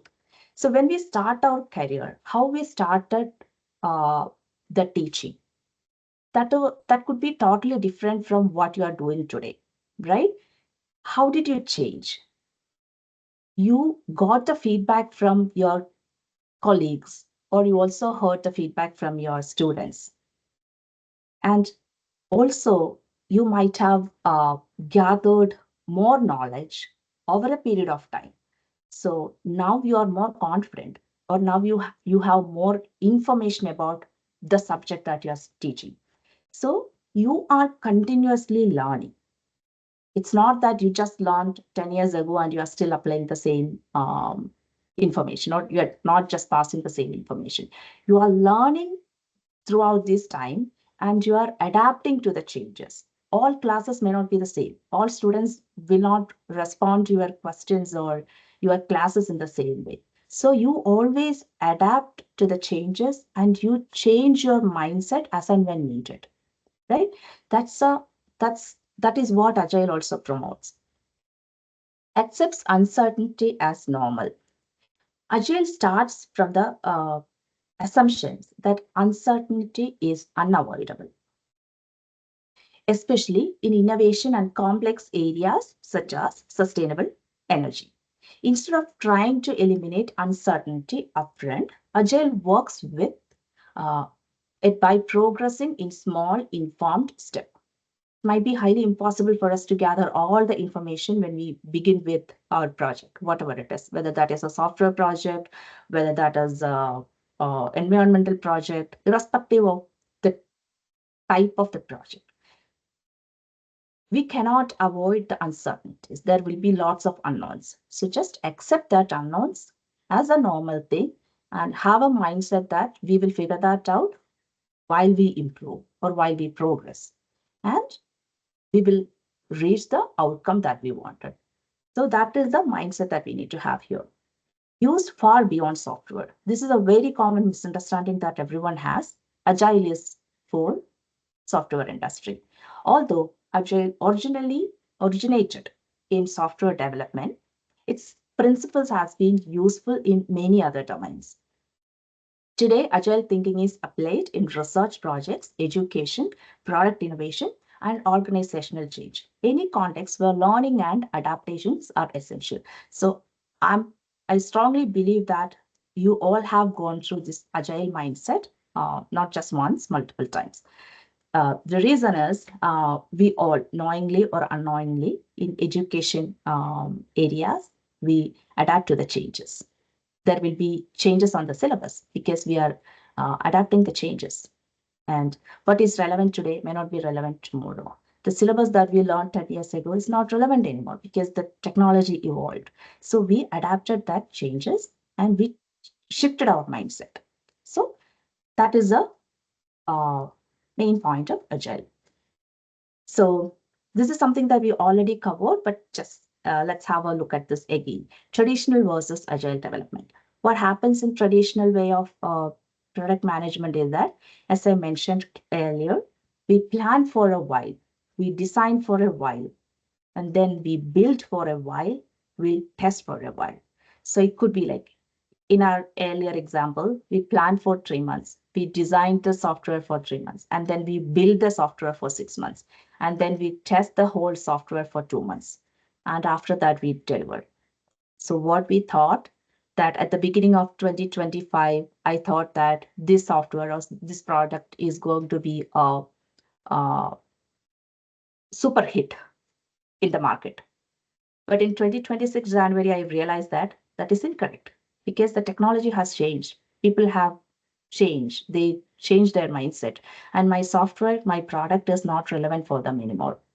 So whatever money I invested on my project, uh, how much ever effort or time I spent on my project, they are all irrelevant right now because I did the product development with an incorrect methodology.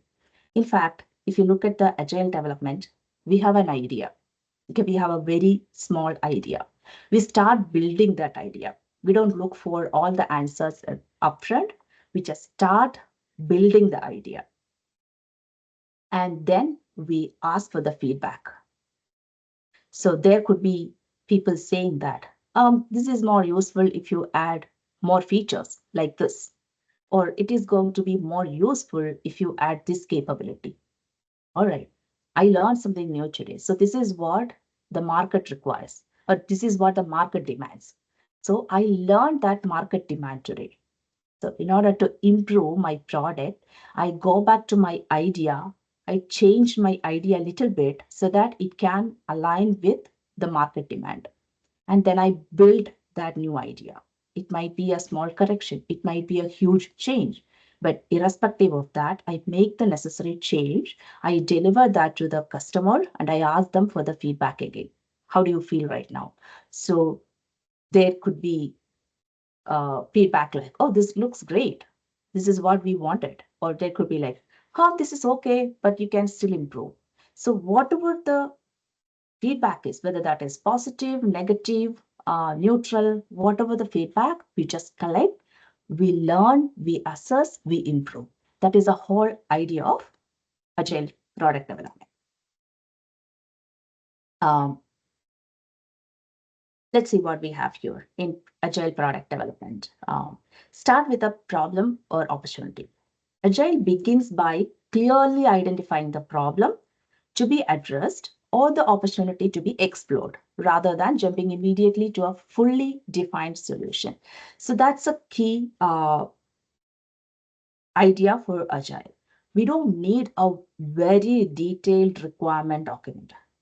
In fact, in most of the cases, we just start with a one-line statement. So we want to address this issue. Okay, so whatever that issue is, or there could be a market demand that we need a new product, something like the solar panel, which is not as costly as the solar panels, right? So that is a market demand.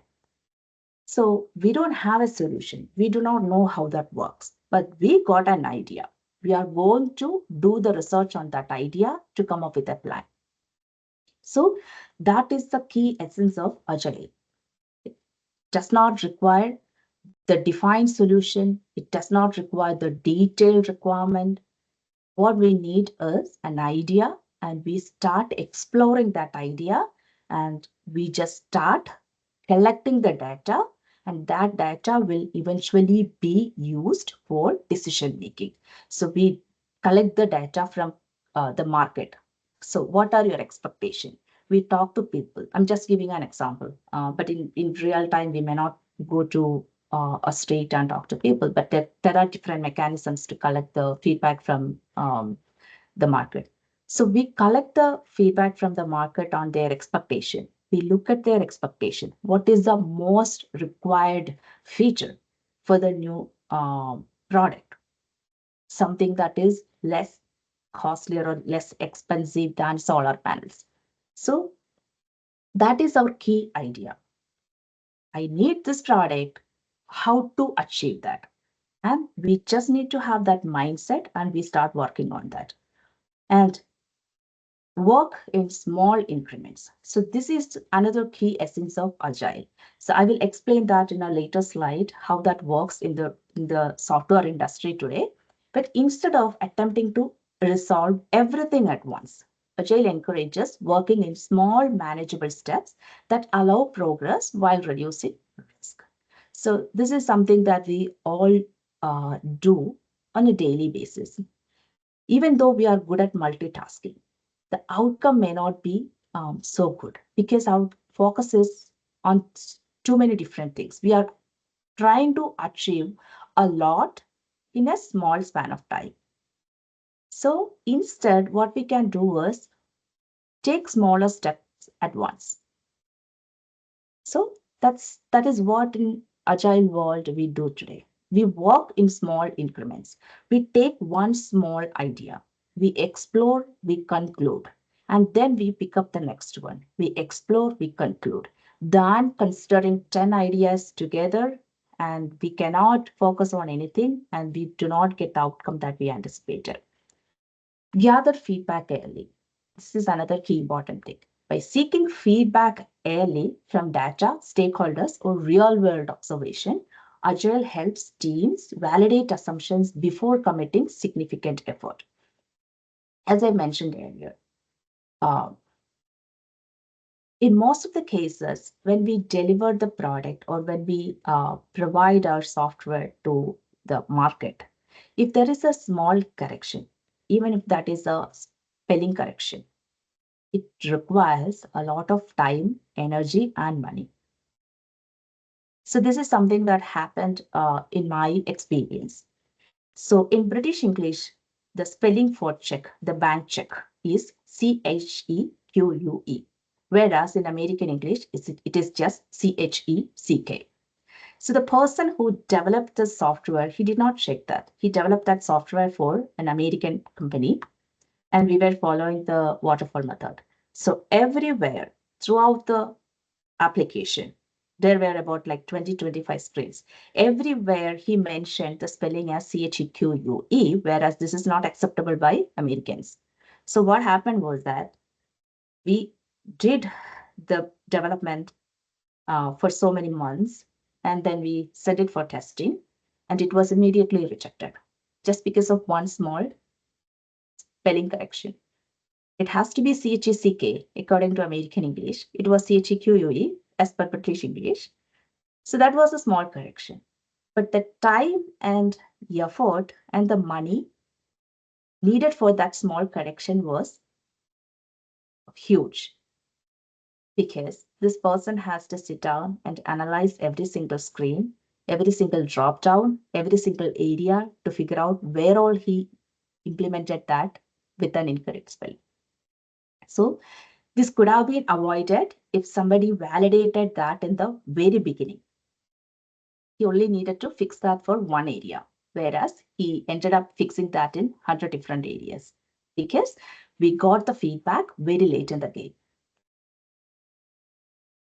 Next one, continuously improve outcomes.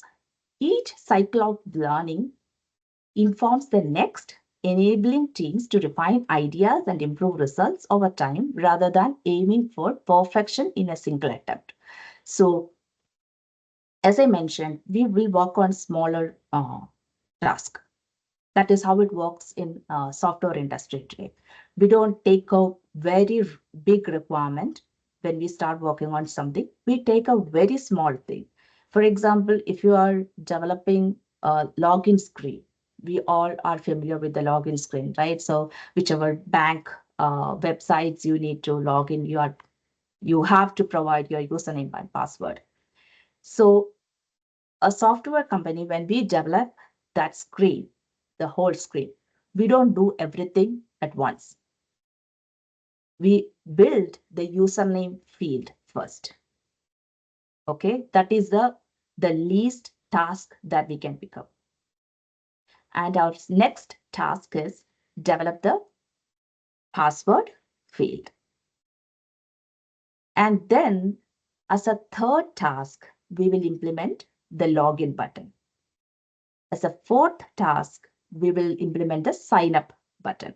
So the software industry today, we always work on the smaller chunk of work. We never commit to a bigger set of requirements at once. So that is how agile product development is critical today, or that is the reason why it is popular today. So let's have a look at the agile learning loop. And I believe I mentioned this a couple of times right now. In agile, we learn continuously. We don't stop it once we learn the key idea. We continuously learn, we continuously improve because we have the agile mindset. We are flexible, we are ready to adapt to the changes, or we are ready to collaborate. We are ready to change our way of doing things according to the change that happens around us. So in agile learning loop, what happens is that we have a vision. Okay, agile begins with a clear direction rather than a detailed plan. We only know what we need to achieve at the very end. We do not know how to reach there. So the vision defines the problem we are trying to address and the outcomes we hope to achieve, while accepting that the exact path forward may not yet be known. So let's take a very small example. I need to travel from Kerala to Kashmir. So reaching Kashmir is my end goal. I really don't care how I reach there. So that is my second problem. My goal is to reach Kashmir. So I can go by bus, I can go by train, I can book my flight tickets. So what are my priorities? So I may prefer to go by train because I can pass through many states. I can have a memorable journey. Whereas another person may prefer flight because for that person, time is critical. So for that person, he does not need to go through so many states. He does not need to explore anything. He needs to reach there immediately. So that is why I said vision. What is our vision? We only need what we need at we only know what we need at the end. We do not know yet how to reach there. So that is something that we will eventually figure out. We will explore the options. We will figure that out, but eventually, not today. So that is one important thing. And second one is experiment. Instead of committing fully on one solution, Agile encourages small experiments. These are limited, low-risk actions designed to test assumptions and explore what might work in practice. So let's give the same example that I just mentioned. I need to reach Kashmir. So I have to now think about what works best for me, right? So I will Google the options, like what happens if I go by bus? There is no single bus that takes me to Kashmir. So where should I go first? And from there, where should I go next? Okay, so I start exploring the options. So this is something that happens in the agile world. Experiment every solution they have, experiment every option they have, and conclude the one that works best for them. Feedback. Each experiment generates feedback, which may come from data, observations, stakeholders, or real world results. This feedback is treated as learning, not as success or failure. So we can talk to different people who already went through this way, who traveled from Kerala to Kashmir.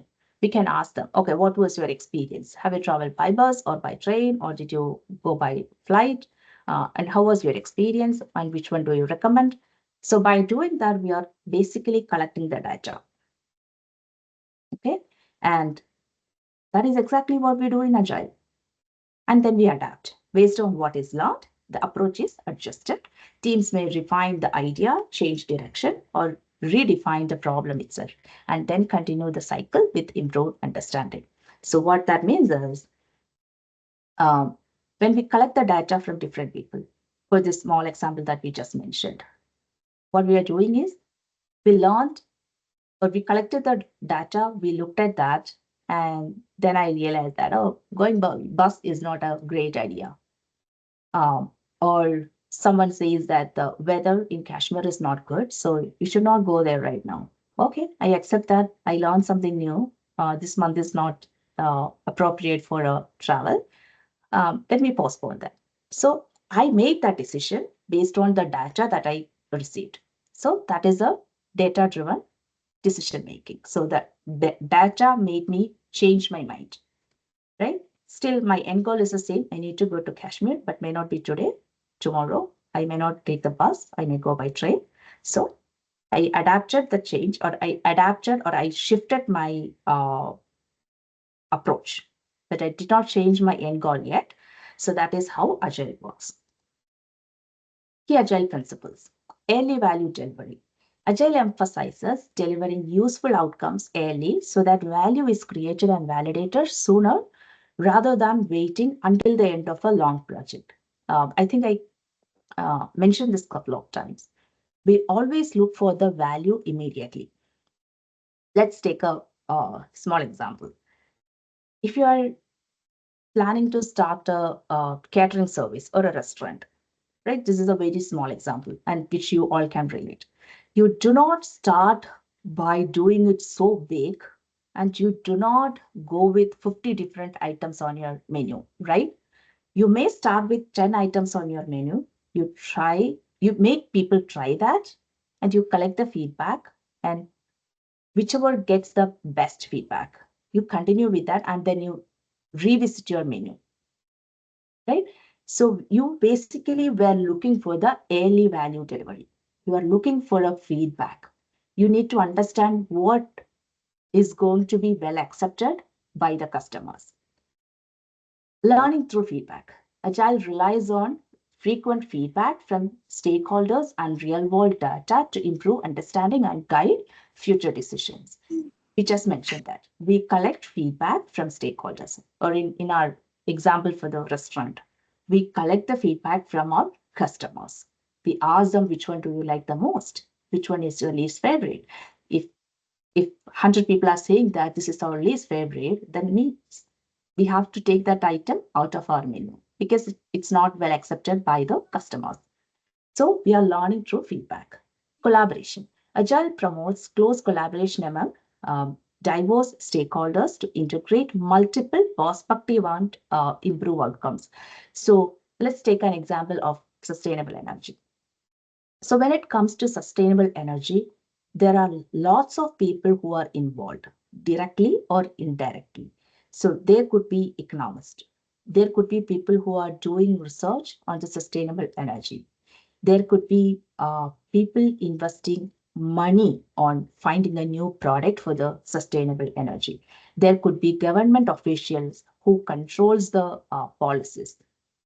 There could be a compliance team to make sure that what we are doing is aligned with the law in the country.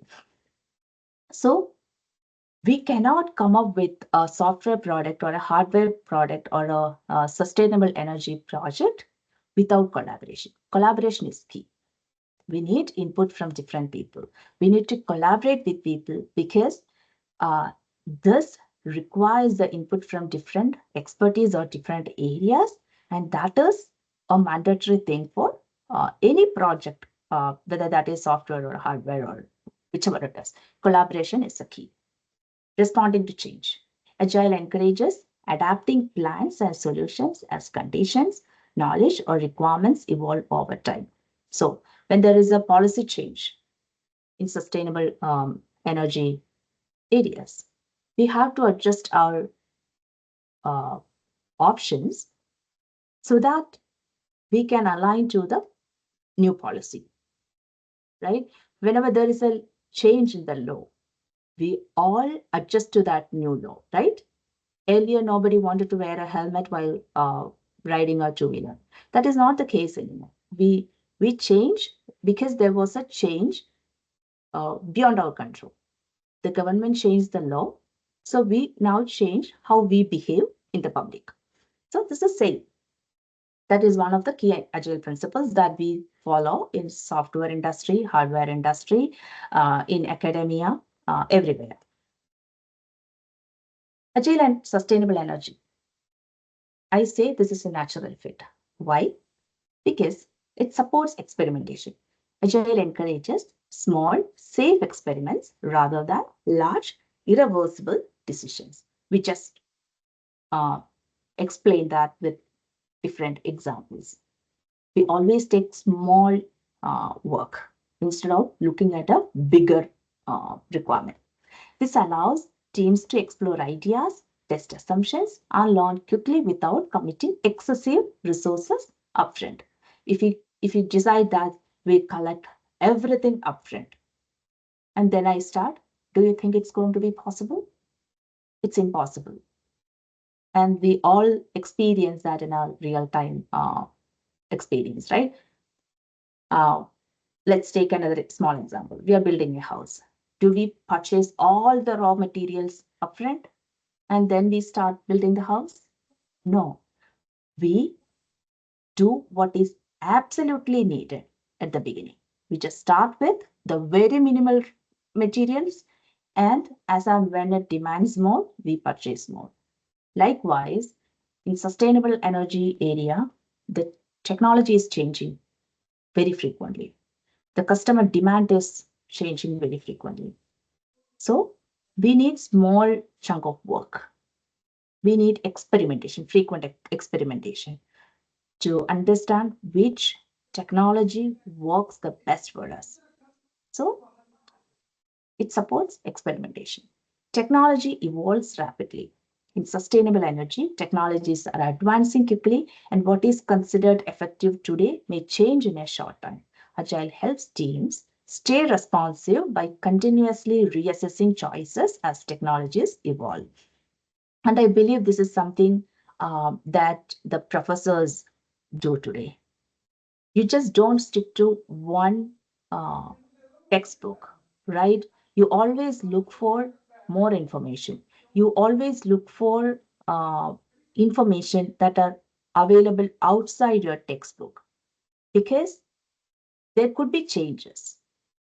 There could be changes that are not available in the textbook because the textbook was printed 10 years ago and the latest information is not available in the textbook. So what you do, you just go to library for the recent textbook on the same subject, or you check Google, like um, what are the recent findings on so and so topics. So you have the latest information.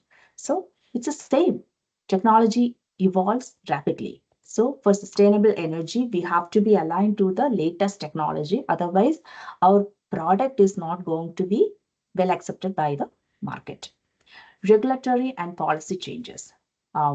Energy regulations and sustainability policies change very frequently. Agile approaches allow teams to adjust plans incrementally and stay compliant without major disruption. We always have to be aligned to the policy changes, and whichever new rules comes up, we have to align to that. So that is key for sustainable energy, and which is what Agile promotes. Reduce waste. By focusing on small iterative improvements, Agile minimizes wasted resources, materials, and effort, aligning well with sustainability principles. I think we mentioned that a couple of times in software industry, how that works. It's the same for sustainable energy. So if we proceed with a wrong assumption, and if we invest lots of money, time, and energy in that, what is the outcome that we are having? We have a big loss, or we have a big amount of waste. Rather, we have to focus on small iterative improvements. We should not do something big at once.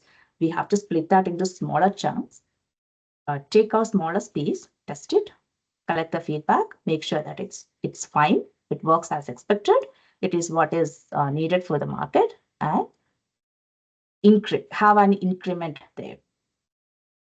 So by doing that, we will be reducing the waste. Encourage data-driven learning. Continuous feedback and real-world data help us make informed decisions, optimize energy solutions, and improve performance over time. So I just mentioned in our example for the Kerala Kashmir trip, right? I collected data, and that helps me to make an informed decision. I did not assume that this is going to work this way. I collected the data from different people who did that travel already, so I can make an informed decision. I know I have the information. I made a decision based on that information. This is exactly what happens in agile and sustainable energy. We collect data from the stakeholders, from the market, from the government officials, and then we make a decision what works best, or is my idea going to be accepted by the market? Do I have to have a different idea? Things like that. So agile and sustainable energy both emphasizes on data-driven learning. Aligns with sustainability goals. Agile emphasizes efficiency, transparency, and long-term value supporting environmental, economic, and social sustainability objectives. Because we have a long-term value. We are not going to achieve something tomorrow, even though we are going to work on smaller chunks of work. We have a long-term vision. Whatever product I come up with to support the sustainable energy, that should not be disappeared from the market in 2 months. It needs to have a long life. It has to be the key product in the market for next 5 years. So my goal has a long-term value. Okay, so that is what Agile supports. Need for stakeholder feedback. So both this area, Agile and sustainable energy field, both requires input from regulators, customers, communities, and partners. Ensure solutions are practical, accepted, and deliver real impact. What if the new product that we come up with is not very user friendly? People do not know how to easily use that, or it's really expensive. People won't buy that very easily unless there is a very high value that comes out of that money that we spent.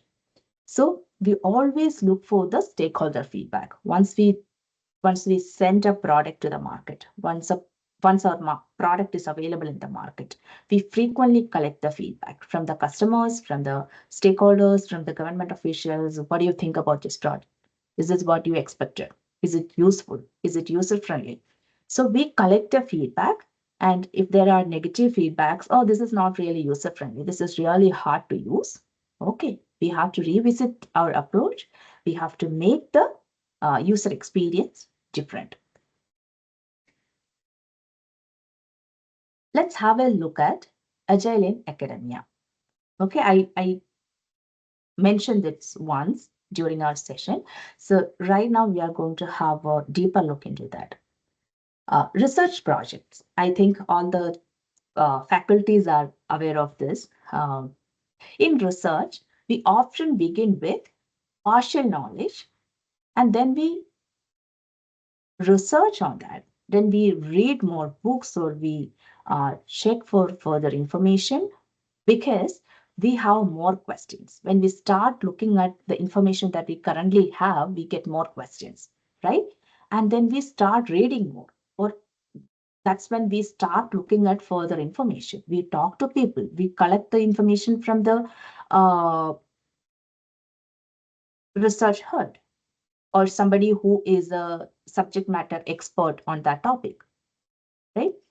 So agile thinking supports this reality by encouraging iterative exploration, where hypotheses, methods, and even expected outcomes can evolve as new evidence and insights emerge. So this is what you need to think. When you start with a research project, you may have a fair idea about what you're going to do, but that may not be where you are going to land once you start putting your effort on your research. Because once you started the research, you figured out more information. You found out that whatever you knew at the beginning of the research is not true anymore. There are a lot more information that can be utilized. So based on that new information, you may land on a different area. You may have a totally different outcome at the end of the research, because you had a lot more information that you collected during the research. So that is how Agile supports the academic area. Energy labs. In energy laboratories, Agile aligns naturally with experimental work by testing ideas incrementally and learning from results. Team can refine their approaches efficiently without committing too early to a single direction. So we already talked about this approach multiple times. We always experiment, we look at what works best for us, what needs to be taken forward, and we decide that by looking at our experiment results. Curriculum design. When applied to curriculum design, Agile principles support continuous improvement, and feedback from students, industry trends, and learning outcomes is used to refine content over time rather than locking curriculum into fixed long-term structure. So you all can relate to that. Any professor who has more than like 10 years of experience, you all agree to this statement, right?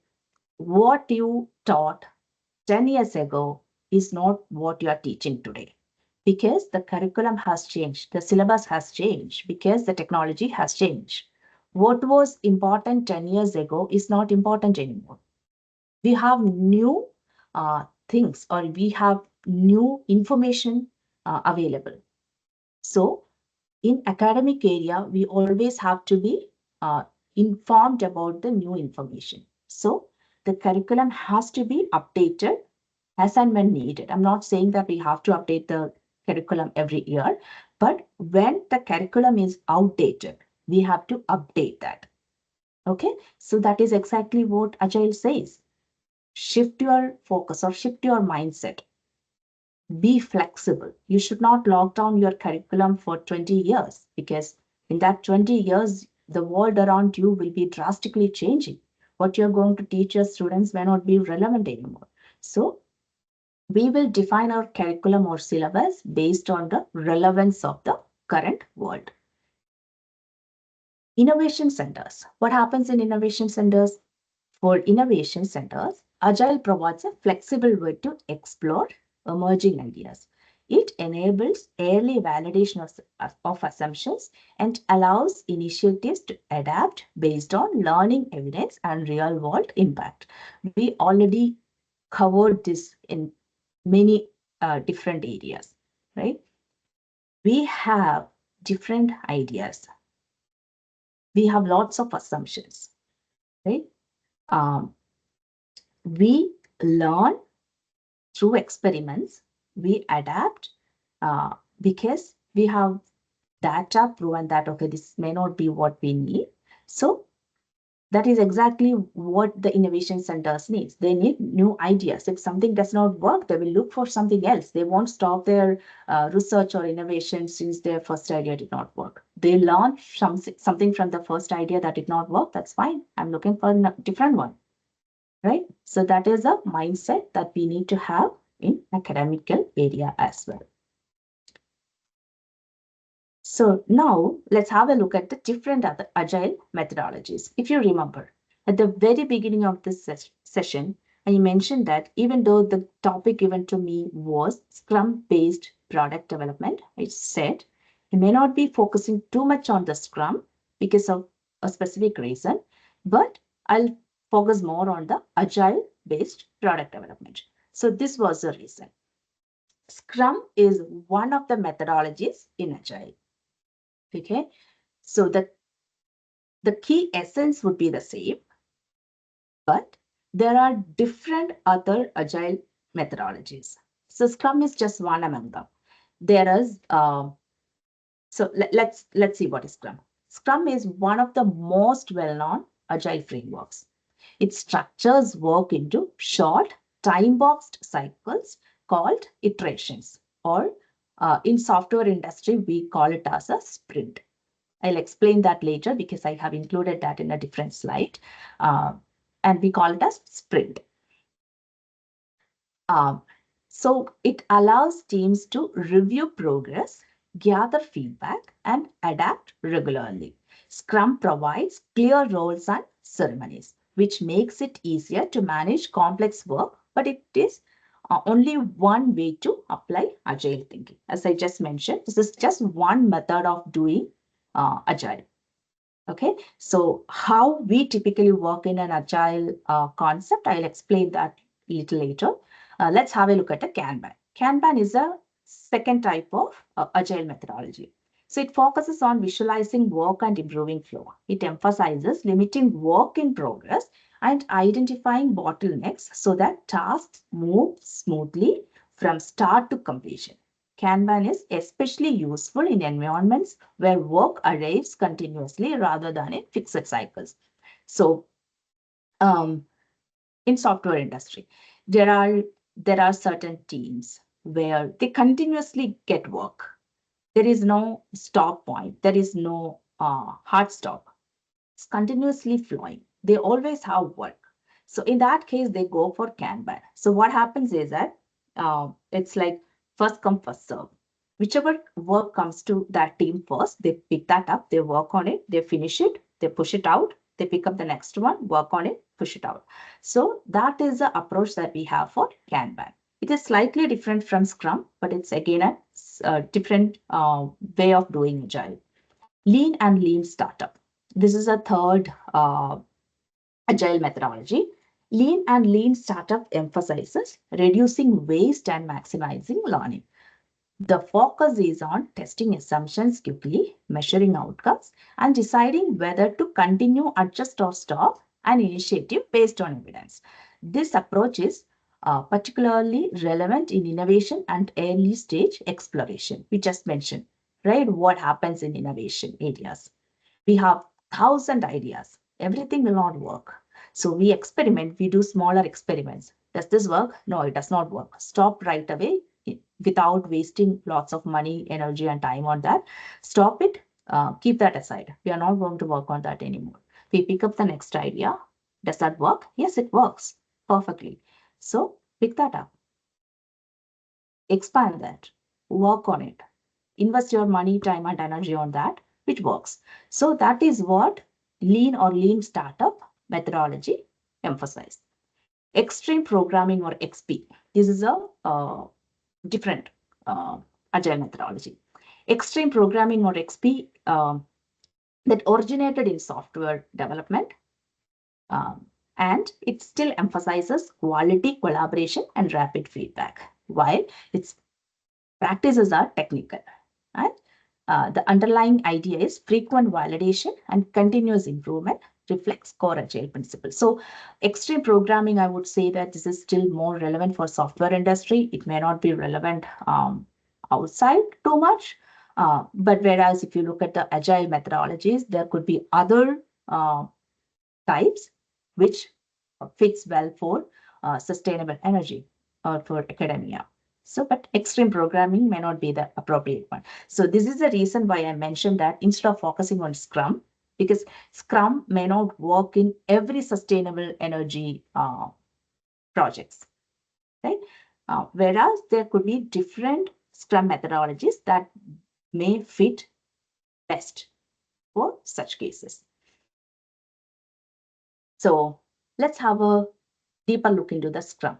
It's a very high level awareness slide. It's one popular agile framework. I just mentioned that if you look at the software industry, Scrum is the most popular one. Most of the organizations follow Scrum because it is easy. And this is one of the well accepted methodology. And it works in short cycles. And that is called sprint. Okay, so I'll give you a little more details on how the sprint works. And it also emphasizes on feedback and teamwork. That is key for all the agile methodologies. We work in short cycles, we take smaller work, and we always look for the feedback and we adapt to the changes. We learn from the feedback and we change our options or we change how we execute our project. So that is a key essence for Scrum as well. So let's have a look at the Scrum roles. So In my software industry, I work for a Scrum team. Okay. Every Scrum team will have a unique name. Okay. So sometimes it's very technical name. Sometimes it is very fun name. My team's name is Will Code for Coffee. So we are ready to do the coding, but we need coffee. It's a funny way to name the team. But what I'm trying to say is that every Scrum team will have a name. Okay. And every Scrum team will have certain people with certain roles. They are crucial members of the team. So let's have a look at the key members of the team. Product owner defines value and priorities. The product owner represents the voice of value. This person represents the business or the stakeholders or the customers. This person knows what needs to be delivered to the customers. This role focuses on clarifying what is most important to achieve, setting priorities based on goals, stakeholders, and learning rather than on managing how the work is done. Let's see, this person do the market research. When we do a business, when we start a business, we do the market research, right? That's a must have. We need to understand how the market is going to respond to our product, right? So this person is the one who has that insight. What is needed by the market? So we may have 10 ideas, but a product owner needs to define the value, which gives the maximum value if we deliver that today. Okay, so let's have a very simple example. I have a manufacturing company which makes school bags. Okay, so when should I market or when should I have the maximum production? Right before May or June, because the school bags will have the most market demands during that time. That is when the school starts, and that is when we buy new school bags. So as a company owner who makes the school bags, I know what brings the value when. Okay, so that is the key idea of a product owner. And I personally am a product owner for my team. So I always represent the business. I define the value and priorities. I ask the team what needs to be picked up today, which is the priority task for the day, what has to be completed, and when this has to be completed, and when this will be delivered to the customers. Okay, so that is my primary responsibility. And we have someone called Scrum Master. Okay, he enables and coaches the team. The Scrum Master supports the team by facilitating collaboration, removing obstacles, and encouraging effective way of working. This role acts more as a coach and guide than a traditional manager. So you all might have heard about project management. He might be focusing more on the process, whereas the Scrum Master, he is a support system for the team. If the team is stuck with something, they have questions, they have concerns, they have obstacles, they speak to Scrum Masters. They collect the information, and what he does is he talks to different people and unblock the problem, eliminate the dependencies, or remove the impediments. That is what the Scrum Master does. Basically, he provides the support for the product owner and the development team so that the team can function effectively. And then the third role is development team, who builds the product. And they are the key people.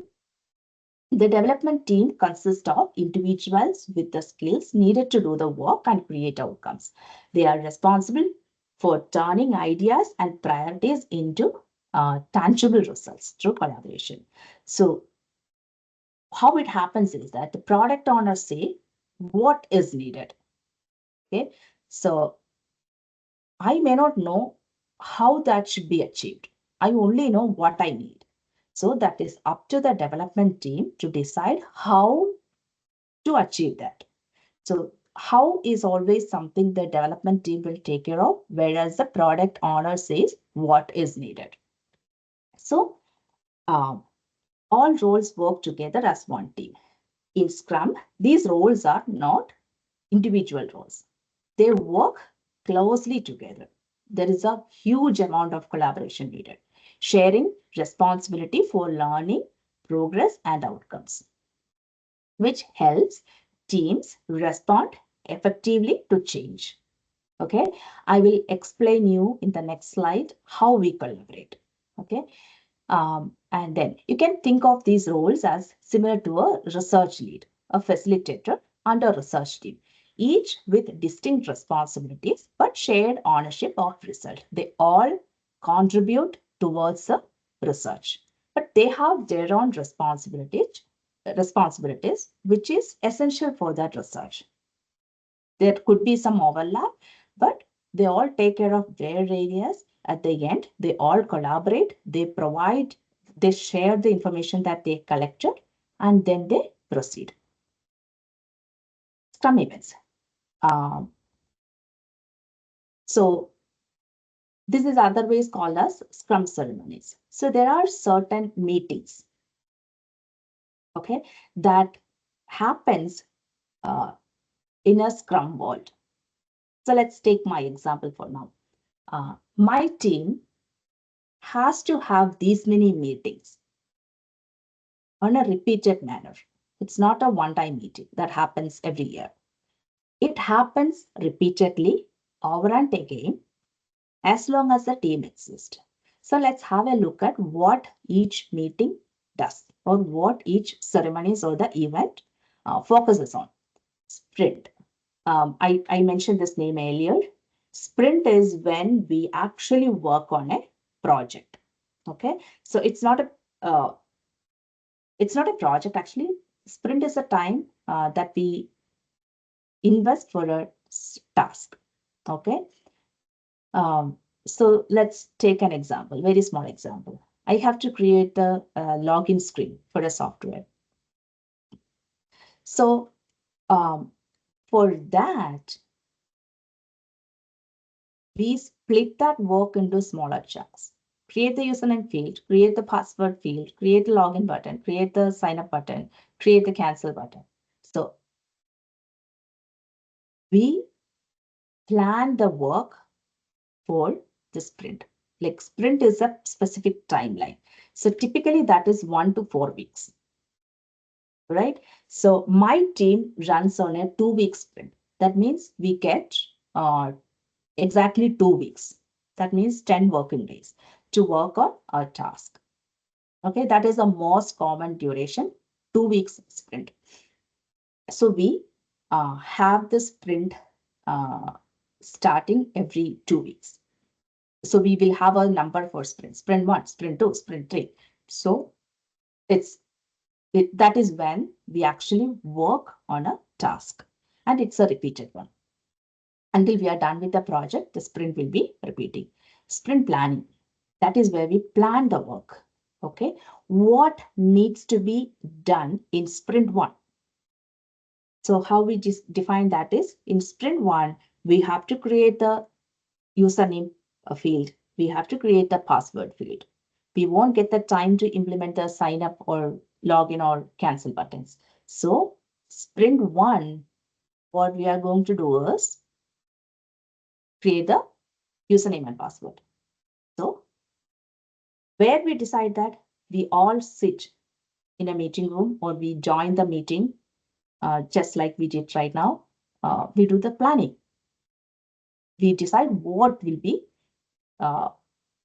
done in the next 2 weeks. And then there is daily scrum. Daily scrum is otherwise known as daily stand-up, because we don't have to sit down, because it's just a 15 minutes sync up meeting. So that is why it's called stand-up. Nobody has to be really settled down. In a startup meeting, we have to really provide 3 information. What did I do yesterday? What am I going to do today? Do I have any impediments? So everybody, if there are 10 people in the team, all 10 will cover these three things. I did ABC yesterday, and I'm going to do XYZ today, and I don't have any impediments. I don't need the support from anyone. Or I have an impediment. I'm stuck with this. Can someone help me? This kind of conversation happens on a daily basis, and that happens during the daily scrum or daily stand-up. There is another set of meetings, which is called sprint review. Whatever we did in a sprint, in the 2 weeks, we review that with our stakeholders. Hey, this is what we thought of building, and this is our outcome. Is this what you want? So basically, being a product owner for my team, I get that question. Hey, you asked us to create the username and password field. Is this what you expected? I review that. Yeah, it looks good. This is exactly what I wanted. So that review happens in the sprint review. Or sometimes it happens, no, this is not what I expected. I don't like the font of this, or this has to be a bigger field. So rework on that. So that review happens after every 2 weeks, right? And then there is sprint retrospective, which improves the process. So there are mainly 3 points that we cover here. What are they? What went well for the sprint? So this sprint retrospective happens at the end of the sprint. Sprint 1 ends, and then we will have the retrospective meeting, and everybody will talk about what went well for the sprint 1, what did not go well. There could be some problems, right? We discuss that problem and how to fix that problems. We don't have to continue with that problems, right? So if something did not go well, we have to fix that. So we discuss that during the sprint retrospective so that we won't make the same mistake in sprint 2. So these are some of the main Scrum events. Let's have a look at epics and stories. So I'm not sure if anyone heard about epics and stories, but these are key requirement terminologies in Agile. Okay, so in Agile, we don't really say requirements, we say epics and stories. All right, epics represents large goals or problems that are too broad to address at once. So this is how you need to think. Epic is a bigger requirement, which we cannot accomplish in a sprint. Okay, whereas user stories breaks epics into very small pieces, right? Which is understandable piece of work. And we pick up user stories in a sprint.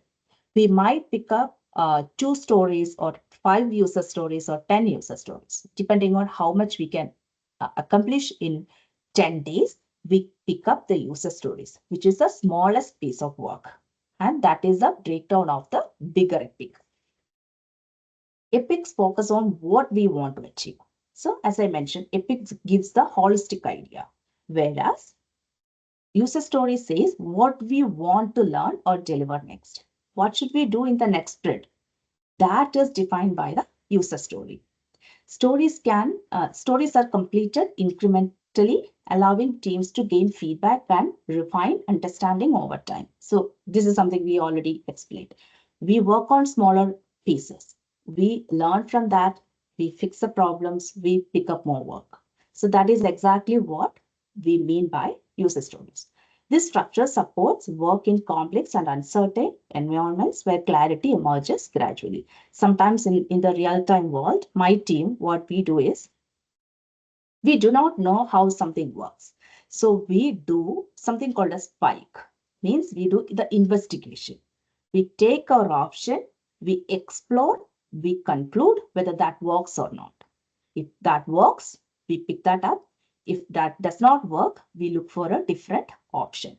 So that is how it works in the real-time software industry, which is pretty much the same for sustainable energy projects as well. So now let's have a quick look at an example. Okay, this is going to be our new project. Okay, Campus Energy Initiative. So think that you all are going to be part of this project. All right, and our goal is reduce energy usage in your campus. All right, so this is all you know right now. this is your end result or this is your end goal. We need to reduce the energy usage in our campus. And what is the highlight? The unknowns. We have no data that proves nothing. And we do not know the behavioral pattern. And we do not know the roadblocks or the constraints that are waiting for us. But all we know is that our end result, which is our end goal, which is reduce energy usage in our campus. So let's now break down that goal into epics. Okay, so these are the examples of the epics. My first epic is understand current energy usage. So if we have to do anything, right, what we need to understand is we need some information. So my first requirement is I need to understand what is the current energy usage, right? And my second intention is identify behavioral and operational pattern. So that focuses on human behavior and usage patterns. There could be some pattern like the energy consumption is more during like 1 o'clock to 5 o'clock, or it is the least from 9 to 10. There are some behavioral pattern. So we need to understand that if we have to come up with a solution. Third epic is explore energy reduction opportunities. So this one focuses on discovering what actions might reduce usage. So in first one, we understand how much is the energy consumption. Second one, we understand the behavioral pattern. We know when and how it happens. Now we need to explore the options to reduce this, right? We need to come up with a game plan to reduce this. And then in the last epic, we have to measure and learn from intervention. So we tried different options, right? We tried our first option. We got the results. We review the result. Is this what we want? We revisit the result. So that is our last epic. We measure the outcome. So with that epic, let's break down that into user stories. As I mentioned, this is the smallest work that we can pick up in a sprint. So our first epic, understand current energy usage. I'm going to split that into two small user stories. Okay. As a campus administrator, I want to view overall energy consumption trends so that I can understand where energy is being used most. Okay. So that is a requirement that came from the campus administrator. Okay. So guys, collect this data for me. Okay. I want to see the overall energy consumption trends so that we know where the energy is being used most. Okay. Whereas a research team said, we also want to compare energy usage across buildings so that we can identify high consumption areas. There could be block 1, 2, 3, 4. The consumption is most in block 3. So there could be some reasons, right? So we need to understand that by collecting the data. So that is our second user story. That user story will be focusing on collecting data and identify behavioral and operational patterns. So that is my second epic. So what am I going to do with that epic? My user stories would focus on, as a sustainability committee member, I want to understand peak usage times so that we can explore behavior related causes. So there is a huge spike in block 3 from 9 to 10 every single day. So what activity happens there in block 3 from 9 to 10? There could be some activities going on where they consume most of the energy. So we need to figure that out by doing a research on that, or we have to collect the data on that. As a facilities team member, I want insights into equipment usage patterns so that inefficiencies can be identified. There could be old systems running. There could be old machines, the water motor, like some of the old machines will always consume more energy. So we have to figure out that. We have to understand which machine consumes most of the energy where it affects our total energy consumption. So we split our goal, the overall goal, into smaller epics, and even smaller user stories.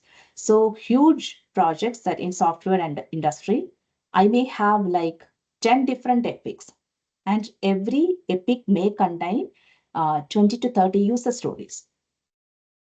All right. So as a total to complete a project, we sometimes work on 300 user stories similar to this. All right. So now let's have a look at on why focus on agile first. When we talk about agile, the mindset matters more than any specific framework.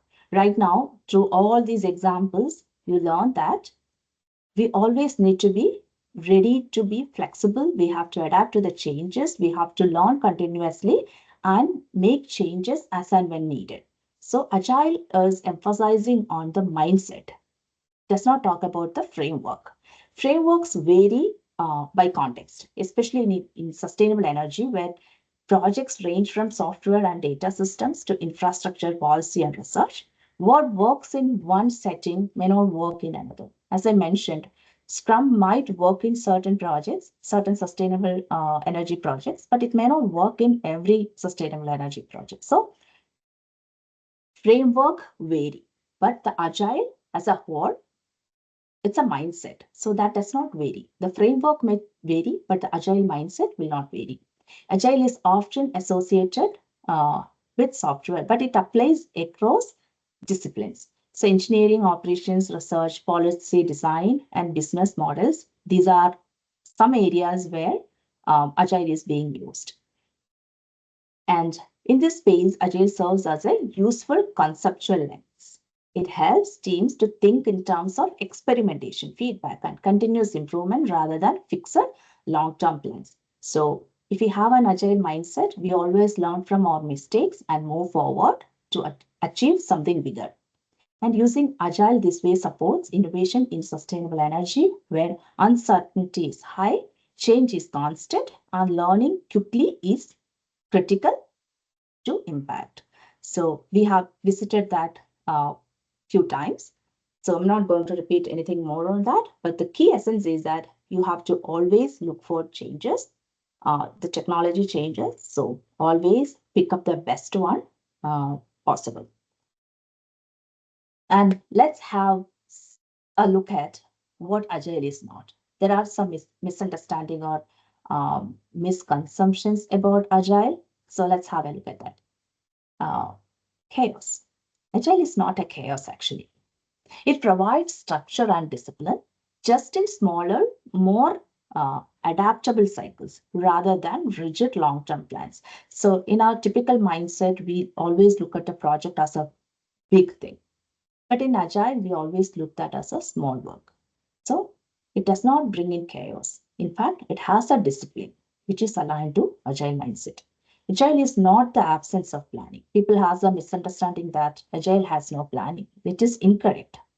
Planning still happens, but it's continuous. We do not do the upfront planning. It is a continuous process. We do, as I just mentioned, right? In our team, sprint planning happens every 2 weeks. So we plan our work every 2 weeks. So we do planning in Agile. It's not software only, right? While it originated in software, its principles apply equally to energy systems, engineering, research, policy, and operational work in academics area. It's widely being used in so many different areas. It's not just software, though it was originated in software industry. Agile is not against rigor.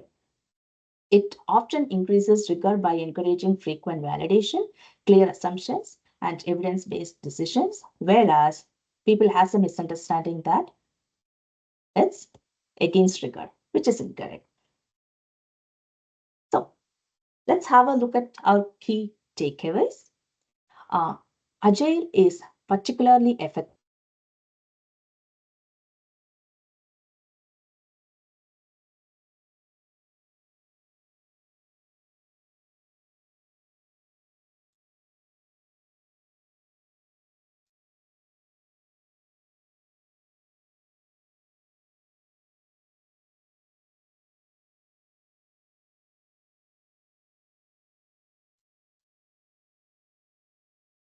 Ma'am, we can't hear you, ma'am.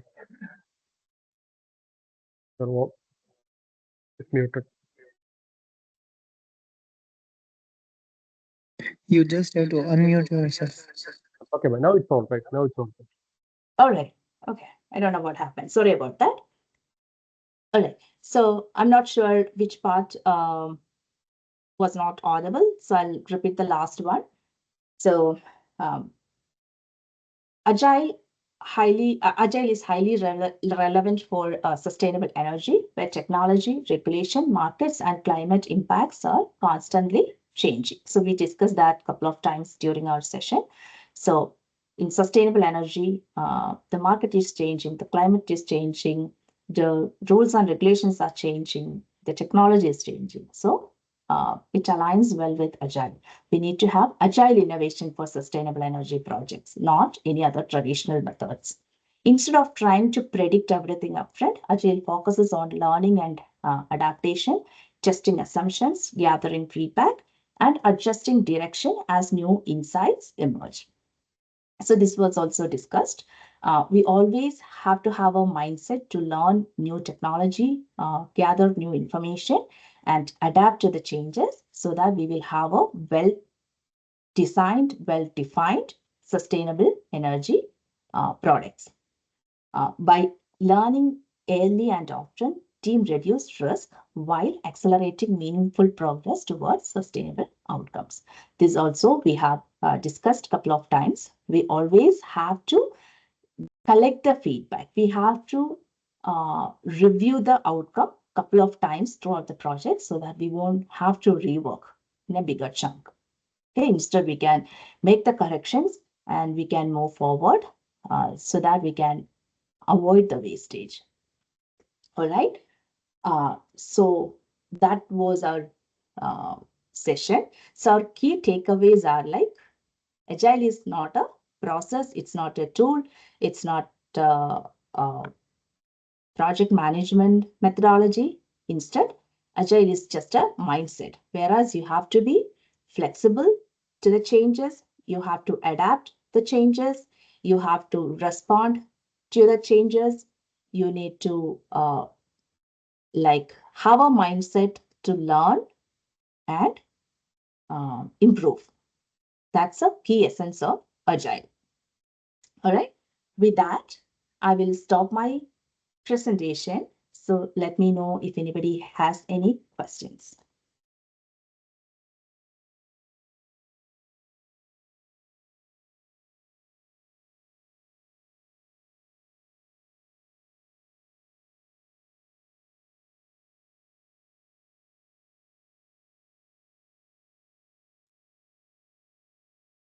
All right.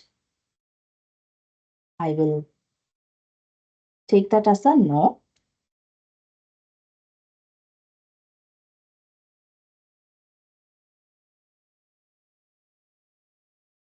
Okay, I see one question. Why is agile preferred over waterfall? So it's very simple. So waterfall methodology requires upfront planning. It needs to collect all the requirements at the beginning of the project. It needs to review the requirements and then come up with a design before we start building the project. Okay. So for bigger projects, we may collect the requirements for 3 months and then we design the user UI or UX for 3 months. Okay. And then we start building. And when we build it, it takes like, for example, 6 months. So we already invested 12 months into that project in waterfall method. Okay. But sometimes the requirement may not be relevant anymore.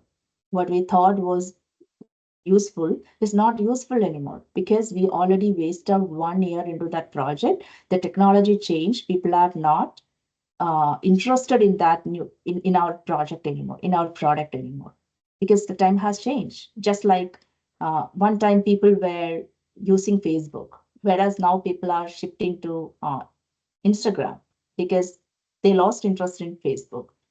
So what happens in waterfall is exactly what it is. When we wait too longer, the technology changes, the market changes. So we have no control over the market demands. So if we wait too long to deliver the product to the market, it may not be a successful product. Whereas in Agile, we are continuously delivering. We are delivering our product in 2 weeks or in a month. So that gets better acceptance than waiting for a whole year to get a new product. Right? So if you look at any of your applications, you can see the Instagram or Facebook or any other websites, they are continuously making progress. The user interface and the user experience is getting improved every day because they are the team who works behind that product. They are continuously working on it so that they can make a positive impact. So that is a highlight of the Agile. It makes continuous progress, whereas in waterfall, it does not happen. It has to wait for a year to get a new change. Whereas in Agile, it happens very frequently. So that is a reason why we recommend to follow Agile over waterfall. Any other questions?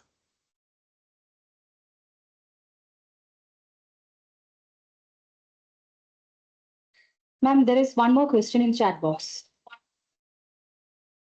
The agile method doesn't follow a proper documentation. Since we have generalized the agile model, how it will affect in the context we have discussed today?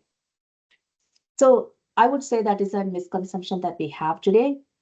Like Agile follows proper documentation. Proper documentation is absolutely needed.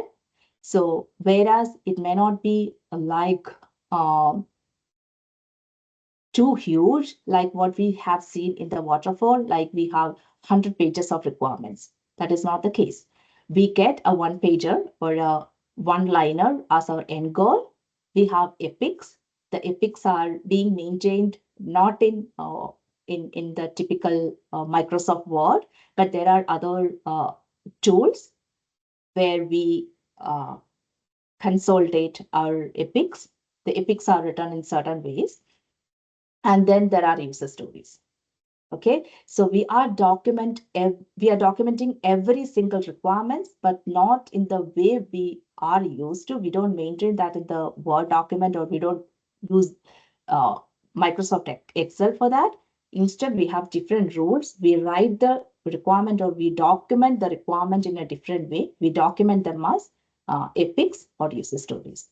But I totally get your point, because it's always known as like less documentation, but the documentation has a different outlook. It's being maintained in a different area, not in a typical documentation platform. That's the difference.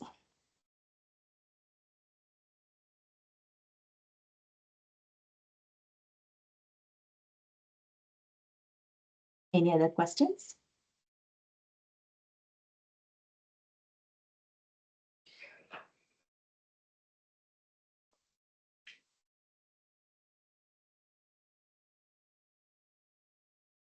Thank you, Jayashree ma'am, for sharing valuable insights on agile innovation for sustainable energy.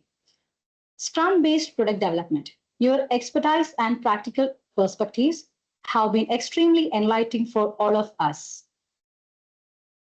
Now, I kindly request all participants to fill out the feedback form.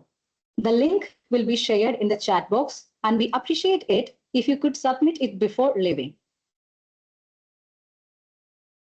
Remember, feedback forms must be mandatorily filled to verify your presence.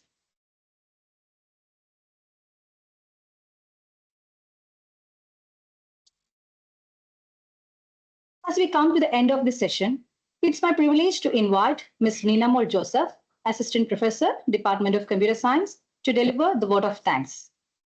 Thank you, Ms. Jayalakshmi. Respected dignitaries, resource person, and dear participants. As we come to the end of session 6, it's my pleasure to propose the vote of thanks.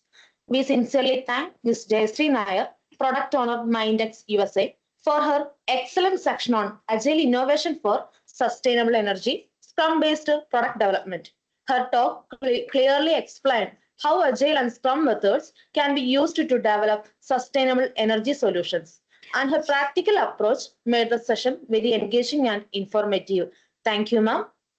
We appreciate all the participants for your active involvement and meaningful interaction. Once again, we thank Ms. Jayashree Nair for sharing her valuable knowledge with us. Thank you all. Thank you, Ms. Neena, for the warm and gracious vote of thanks. Once again, I request all the participants to fill the feedback before leaving this session. Now, we officially conclude Day 3 sessions. We are deeply grateful to all our participants for your active engagement and to our esteemed resource person for sharing their knowledge and insights. We hope that the ideas, discussions, and perspectives shared today will inspire and enrich your teaching, research, and professional endeavors. Once again, thank you all. See you tomorrow. Good night. Thanks, everyone.